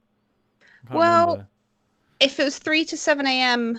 our time, that would work out to mid-afternoon to early evening Japan time, which I only know because I watch a lot of Japanese wrestling pay-per-views, and they always start at about 7 or 8 o'clock in the morning, which is obviously night time, like 6, 7, 8, 9, whatever p.m. in Japan. So yeah. There you go. So, and then the other one was like it was on a Sunday, and it was all day. But it was it was PC only. It was and PC only as well. PC is in the office, and I'm not going to go into the office on a Sunday. So Sean, yeah. Before this looks really EDF to me. Is that wrong? Yes, But and with no. dinosaurs. It's this is your Left 4 Dead with dinosaurs basically. But everyone, but then like with Anthem style mech suits, and a little bit of Destiny 2 sort of PvPvE stuff. Hello. Well, I didn't know that. Well, Is it wait? Is it like Gambit? Are you So- saying it's like Gambit? it is a little bit like Gambit. As a wholehearted Gambit defender. No, you see, I love Gambit. I mean, look, spoilers. I had problems with this. Nothing that can't be straightened out, and there's like one game mode in the beta, which obviously full game there will be others. So basically, yeah. So you start it up, and like there's an intro video which is like genuinely like very funny, very sort of Starship Troopers. It was like normal people being menaced by dinosaurs, and so it's like knows how stupid it is. You're selling me on it far too much right now because you said Destiny and you said Starship Troopers. Mm-hmm. And I was like, oh my god, this is great. I'm like already enjoying myself. Like the tutorial is genuinely funny. Like when it's like teaching you about like being able to change mech suits, it's like dress for the job you want to survive and stuff. It's just like all these stupid lines like delivered by this AI. And like you do the tutorial and it's like, oh my god, this feels great. It's like, it knows it's a bit silly, it's a bit over the top. Like the first class you're introduced to, he's like your standard like assault gunner guy, right? And you're like, okay, this is fine. Like I've got like a grenade and a machine gun, and this is already very fun shooting the dinosaurs. And it's like, oh yeah, here's your special ability, where like 8 other guns just sort of appear out of his arms and shoulders and just just absolutely hammer the dinosaurs. And you're like, right, I'm into this. This is great. And then you've got like your tank, you've got your healer. There's like another attacker, which is like a melee focused one. There's like the 3 archetypes, attack, defense, and support. But then within each of those, there's like a bunch of different ones. So like plenty of classes to choose from, which was cool because I thought it was just like 4 characters, and then you get into a proper game, and it is like really like again we were really enjoying it at first. What I didn't realize, so this is the only mode that was in the demo, and as I say, the full game will be different, but it is this semi-cooperative but semi-competitive mode where there's 2 teams who are in the same area but not interacting with each other, and you're racing through areas trying to kill all the dinosaurs and complete objectives, but you are racing against the other team, and which is fine. It was a bit annoying, like I'm just trying to play a co-op game and like every round it's like you are slower than the other team, and it's like, yeah, all right, thanks, didn't really want to know that, but whatever. Do the co-op better. Well, I know, but I'm not very good at games, Sarah, so trying my best. Anyway, yeah, and then it basically turns out that like, so this culminates in like a PvP event, like the final round. Well, I gather it's not always the case, like it's semi-randomized, but usually it ends with you facing off against the other team. Either in like a straight up like team deathmatch or like escorting a payload or whatever. And yeah, apparently, so I didn't fully grasp this while I was playing it, but apparently, yeah, so whoever wins the race, the sort of co-op race, whichever team wins, then gets an advantage in the PvP bit. And it's like, well, why are you giving an advantage to the team that we've already identified, that you've already been telling me the whole time is better than me? Like, oh, great, I'll look forward to getting shot to fuck by them in a minute then.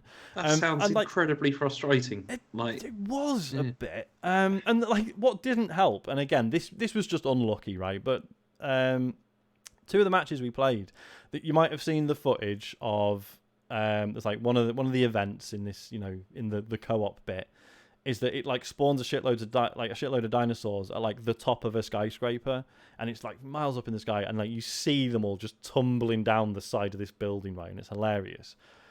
Both times that was about to happen, it was just like, oh, the other team's got to the end now, so you got to go and fight them. And it was like, oh, okay, that's annoying and disappointing. So is there no way to play this without having to play it like competitively? Like, well, this is it, as I say. So they haven't said what all the modes are, and apparently the full game does have like a story mode that you can play competitively. That will probably be where I end up spending most of my time. And again, I'm not averse to the PvPvE stuff necessarily. It felt a bit like just being told I'm shit and then getting killed by the people I've been told I'm worse than. Do you know what I mean? What is cool though is that you can invade each other. Like, so, you know, during the co-op bit, even though the two teams are separate, occasionally it'll be like, oh, here you go. You can invade the other team if you want, and you do that via the medium of a Tyrannosaurus Rex. So you don't just go into their game and you're just like your robot guy. It's like, no, you like this. It looks absolutely stunning. This like big portal opens up and a T-Rex bursts out, and you like lasso it with this like fucking laser rope or whatever, and like pull it in, and then you take over the dinosaur, and then that's how you invade the other player's game, which is absolutely sensational. Like, it's so much fun. But yeah, overall I sucked at it, and it was just a bit of a shame that like I was so enthusiastic about it, and then the actual experience of playing the matches routinely ended in misery and frustration. But so I don't know, like plenty of time for them to sort that, either whether that's through balance tweaks or it's just through there being other modes that I will put more time into. But yeah, so it's definitely like still very interested and, you know, keen to see how it turns out. How is it going on sale? Is it free to play, or is it? I don't think so. No, I think it is paid. Yeah. I will buy this. I think you will really like it. I think actually buy this. You're probably better than me at it, so that will help. I mean, it's fine. It's fine. I'll carry you through it. Because I mean, if Gambit has taught me, I mean, you're saying like, why is it that the people who win the race get the buff? Mm-hmm. But if Gambit has taught me anything, one, it's that people can't follow simple instructions. Like, he's literally telling you to go back the moats, go back the moats. But also, like, I can quite like, this is I'm gonna sound really full of myself, but I can quite reliably end up top of the team for moats banked, enemies killed, primeval damage. Really quite reliably. I will never invade. Yeah. Because I am a PvE player. I am terrible at PvP. So, you know, if you have one team where the majority of their skills lie in PvP, and they end up coming second in the race, well, their skills may still win out over the... Yeah, I suppose, they can pull it back in that final bit. Buff, or whatever it is. Because and I suppose as well as it does make sense that this is the game mode that they're testing, because you know, PvP, PvPvE is a tough thing to balance. And if it is the only directly competitive game mode, it's also all the more important that they get that balance right, because, you know, no one gets madder than PvPers in any game. I'm not sure about that. Tell me I'm wrong. One last question, Sean, about this. Yep. How big's your squad? 5 people in the squad. Oh wow! Okay, so you can actually play more than 3 people in a squad. You can. Wow. Okay. I mean, that's in this game mode. I don't know. I also can't speak to the others, but yeah. Okay.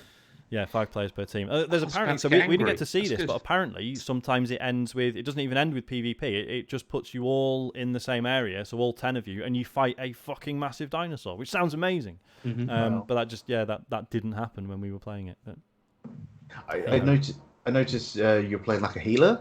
Yes. Like as another resident healer support kind of player. Like, how is it balanced that players would want to jump onto the role that isn't like the DPS or the heavy or tank? Like, what are the benefits of being like a healer in this kind of game? Do you know, it doesn't, as far as I could see, there was no like reward. It was like it will flag it up if you don't have a tank, right, for example, or whatever. I mean, obviously it's its own reward in that a balanced team is more likely to actually be useful and actually succeed. I mean, the healer's very fun to play. It's because it's like, so your sort of actual weapon doesn't really do any damage, but it like paralyzes like a like it's got like an AoE sort of paralyze effect. So if there's a big group, you can you are still helping, but you're not really dealing any damage. But then so you can also drop like an AoE heal, but then you also have like your left trigger is also like a heal ability that like.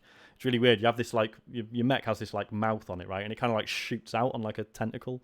So it's like you're giving him a little robot kiss, and that's so that's like an instant like full heal, and you can use it quite frequently. But obviously you have to aim it, and you have to be quite close.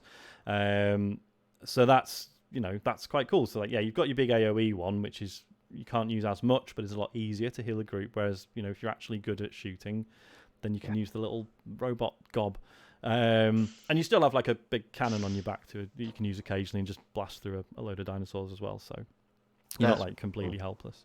And then obviously tank is all about drawing aggro and being able to sort of take damage.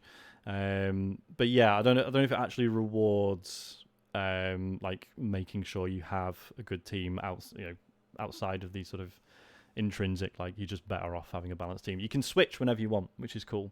You have to like you abandon one suit and then you have to you'll spend a second like just on foot like without a suit, so you can't just do it like in the middle of a fight or whatever. But whenever you get a second of downtime, you can switch. So if something's not working out, you can always change. So that's really cool. So, good. I just have some problems, but I'm confident they will be resolved before release. Right, we better do some questions because we've been going for ages. James is probably dying right about now. You all right, James? Yeah, I'm super tired because it's 12:30. It is. It's also incredibly warm in here. It is getting a bit much, isn't it? I mean, I'm obviously up north and I'm struggling. Right. I mean, I'm in an attic room, and yeah. it is also just generally warm as it's going to be for the next it's getting worse again, isn't it? Yeah. Right. Questions. You want to send us a question? Go to tcgs.co/Dear TCGS. Maria Mendieta says, Dear TCGS Cod Fisherman, a documentary about the TCGS crew idling on a lock would not only be welcome, but also savvy since waterways are a multi-million-dollar industry. I don't know if that's true in the UK anymore. I think Thatcher put an end to that. Panama's famous locks were even featured in Max Payne 3. In what type of game would a waterway lock make sense as a gameplay element? Seems like they could eventually replace lifts as a method of hiding loading screens in action games. Keep up the terrific work. I mean, it is a lift. It is a type of lift. It's still a lift. It's just a lift on a river. But it's a lift that specifically requires like cooperation, right? I mean, you can technically do it on your own, but it'd take you years. Whereas actually, like, because when I did, because my stag was like 5 days on a canal boat. It was really fun. Like when you get to a lock, and everyone being like, right, like people hopping out and people sort of doing different jobs and coordinating and stuff. Was weirdly fun. Reminded me a bit of Lost Planet 2, when there's like these weird sections where there's like, sort of blue collar sort of procedures you need to follow and stuff. Like, have you guys never heard about the train level in Lost Planet 2? No. Oh, it's so good. Basically, you're on this train and it's going through this desert and it's being attacked by this big monster and it's got like a massive cannon on it. But in order to fire it, one person needs to like grab these like fuel cells and like put them somewhere else. And then someone else has to use this like one piece of machinery, and then one person has to actually sit on the gun and aim it and fire it. And it's like you all have to coordinate, and it's like really good. So yeah, Lost Planet 2, put a waterway lock in it. The only thing that comes to mind for me is, does anyone remember Power Stone? Yes. Mm-hmm. So Power Stone had those like levels. So as a beat 'em up, they had these dynamic levels that would change from the start of a location to maybe a lift to get to somewhere else. And the first one that came to mind is, if there was a beat 'em up and you're literally on this, I don't know, a boat or in the water, and it's just raising, and it opens up a new area. It's probably not the best of examples, but it just reminded me of like the lift sequences in Power Stone as a beat 'em up. Just it's a nice little loading little sequence in the middle there. Cool. Anyone else? Canal Boat Simulator 2023. Why is that not a thing? Is it a thing? It's not a thing, and I can understand why it's not a thing. Because you personally aren't interested in it, James. I think that, mate. Are you in that game? It 100% would. Like if truck driving and train driving and farming Yeah. and no, that's bullshit. forklifting It's and ridiculous. Why is that bullshit? crane. It's complete. Okay. Cranes. If you're driving a truck in a simulator, you can crash that thing, right? You could do the same You can with crash like a canal boat. exactly, all but it'd be sorts of really mayhem. slow. It'd be Yeah, it's like a or, really like- slow motion crash. Well, there's all those like wholesome games where you don't really do a Do whole lot, anything. and they're just like chill and relaxing. Yeah. I'd rather And chill and relax on something better than a canal boat. You're missing out, James. You do realise the more you protest, the more we're just going to have to get you on a canal boat and film it. Like, it's going to happen now. You What broke if- James. Yeah. is it just canal boats, or are you opposed to all forms of nautical transport? No, I don't mind nautical transport. It's just canal boats are just. I don't get it. I don't understand the excitement here. So they're actually really easy to crash. I know they go It's a really house, slow, but but on a the river. reason is, James, if they went any faster, it'd be fucking mayhem. Like, like, you know, when you're in a canal boat, you know, the sort of the wake of the boat, right, in the water, the ripples. If they're touching the sides of the canal, you're going too fast, right? And people will shout at you because that did happen to us. We got told off by other canal users. Yeah, apparently Oh, that means were you being hooligans No, on your canal boat? no. It's a stag do. No, we were being very good boys. There was, I mean, Apparently you weren't. Apparently you're there going was too some fast. whiskey and Did you some get joints being reported, passed Sean? around, Little but obviously boy I was races, nothing to do boy with that. I'm a good boy. races. Um, Were you blasting out awful drum and bass while you went No. speeding around in your canal boat? Chris was. Oh, what was Chris playing? Was it Slipknot? I can't remember. I just remember being very self-conscious as we were going past some of the other canal users. You were goth hooligans Yeah. on Well, your 'cause- canal boat. Well, because Turn we had a that few down, there's people go like, waterway lock coming up. Slow down. take it seriously, come on. No, because we had a few people asking if we were a stag party, and then we realised that's because half of us were wearing Midnight Resistance t-shirts. Oh.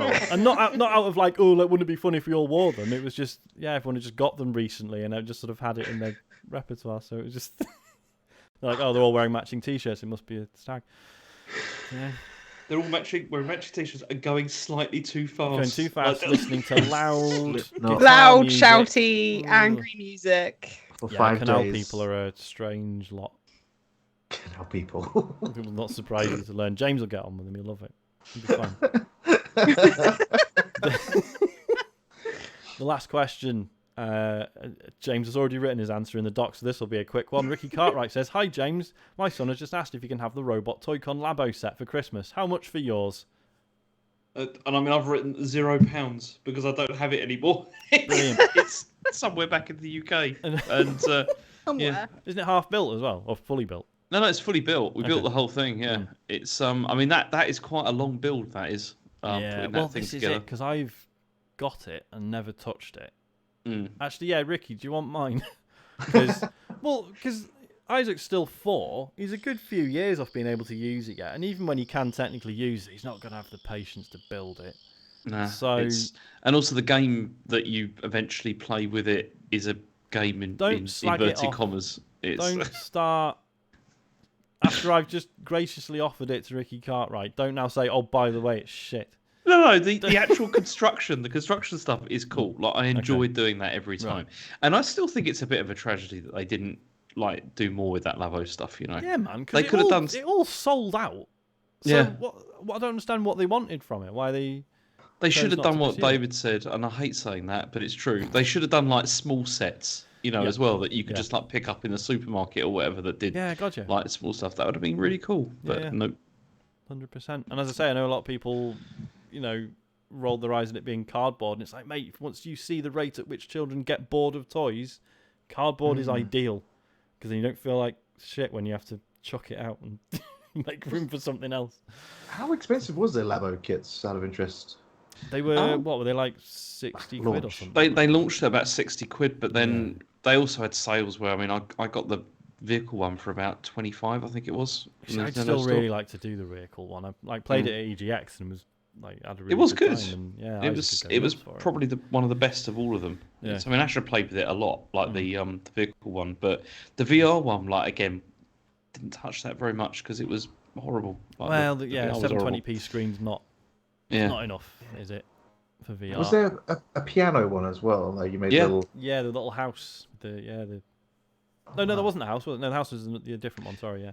No, that was all in the Yeah, variety it's pack. It's a Yeah. little piano because there's an Yeah. amazing video online of John Carpenter, the John Carpenter trying to play the Halloween theme on it, and he hates everything about it. Like it genuinely makes him like he's the like in every interview and like I've seen him live, he just seems like the nicest man, but he hates the Labo. So much. Like it makes him like really annoyed because he's like, this is terrible, I can't do this, but he still has an attempt at it, but he's just really annoyed about it. It's great. Nice. The biggest thing I remember seeing from the Labo was, I think it's Jimmy Kimmel. Like they had Ariana Grande on and they remade one of her singles at the time, but the Roots, the band, played all of the Labo instruments, and it was just really cool. But that's the most I've ever seen kind of popularized by it, so that died with me then as well. I'm sure that was money well spent by Nintendo. Yeah, 100%. Right, James is falling asleep. I'm melting. Yeah, I'm so hungry. warm. We've I'm also quite hungry. quite merry. Nice. That's the You just crack on. We'll all go. You just carry on chatting with people. It'll be fine. James, do you want to do the socials? Oh no, I wasn't serious? expecting that. Yes, you were. I'd messaged you earlier and said, wouldn't it be funny if I asked you to do it and you were actually prepared for once? Did you? Yeah. Wouldn't it be funny if I don't did remember the that. socials? Yeah, let Sarah do the socials. Go on. I don't know what I'm doing. That's fine. Neither does James. I mean, there's stuff happening, isn't there? Like, so Certainly is. there's okay, off the top of my head. It's in the dock. It it's doesn't in have the to be dock. off the top of your head. I've closed the dock because I thought we were done. Oh jeez. Let me just reopen the dock. Right, okay. Right, okay, let's have... Oh no, if you delete... No, you haven't deleted the stuff off there. I thought you deleted Why did I stuff. do that? Got this. Okay, Cruel. this is the stuff, right? So Thursday, we Yep. got Sea of Friends. Yes. Is that right? It is. Do you have a guest? Yes, we've been joined by Gary Dutton. We're calling it... It's either going to be called Gary's Galleon or Pirates of the Gary B, and we haven't decided yet. And basically the trick is Gary's never really played the game before, so he's going to be the captain, and the three of us, me, Chris, and Cammy, if Chris and Cammy are up for it, basically we're just going to be really unhelpful, and we'll only do things that he has specifically told us to do. Bearing in mind he doesn't really know what to do, so it's going to it might be a short one. You need to do it like, you know, that experiment of like a teacher in a classroom will have like all the stuff to make a peanut butter and jam sandwich, and she'll ask the kids for like instructions on how to make the sandwich, but take it like incredibly literally. I didn't know this was the thing, but yeah, that's basically the gist of they'll it. They'll say something like "get the bread," and she'll just like take the loaf of bread and then just be like, "Now," and it's only when they have to like break it down into take a slice of bread. No, you can't. Oh, Because how to get it out? You have to to open the little tabby thing and unspin the thing, and then sounds take like out a shit two text slices. adventure. Yeah, basically, it's like program. It's meant to be like programming kind of logic stuff. Yeah. Funhouse did a video where they basically got a guy. He strapped a webcam to his head, like during COVID, and then they were on like a Zoom call with him, shouting the instructions at him. So yeah, basically just do it like that. Cool, we'll do. Yeah, that sounds good. I'm sure that'll go incredibly successfrill, and you'll end up with loads of treasure at the end of it. Yeah, we'll get loads done. It'll be fine. What else, James? What's going on? Oh yeah, socials. Friday. Yeah. Friday. Yeah. I'm going to return and do the quarry. Yeah, you're really excited. Yeah, I mean, hopefully it's going to get good. That's what I'm hoping. I'm hoping it's going to be a bit of hope. Yeah, I'm hoping it's going to become a more interesting game than it has been thus far. But yeah, I mean, I'm only like 2 hours in or whatever, and apparently it gets good soon. So looking forward to that. That Do is- you Jaeger during your streams? Jaeger shots. Yeah, you see, that's the thing. I didn't do that for the first 2 streams, so maybe that's the maybe mistake. problem. Yeah. Yeah, There it's we go. that could be the mistake. I mean, I've got some back there, but I've not got any Red Bull. So I need to go and buy some, which is a problem. Anyway, aside from that, there's the Twitch Prime Gaming subs. I mean, like, if you're watching this, please subscribe. Thank you. That'd be nice. There's also Patreon. Technically a podcast primarily, James, but all right. Yeah. But no, if you happen to be watching this, then you can do that. If you're not, if you're listening to it, then you can go on Twitch and do it there. That's good. Right, Then we've also got a Patreon, which I think is at TCGS. No, it's at Patreon/TCGSco. Is that right? Patreon.com/TCGSco. That's the one. Yeah. And then No, also, it's just /TCGS. see, Apologies. It's not just me that gets it wrong. Apologies. Yeah. I thought we had consistent branding. Don't get into that. Don't get into that. So yeah. And then if for anything else, just go to TCGSco where there's other stuff there, and we're all on Twitter. Sean, you are Captain Toss, yeah? We never do. When did we start doing this?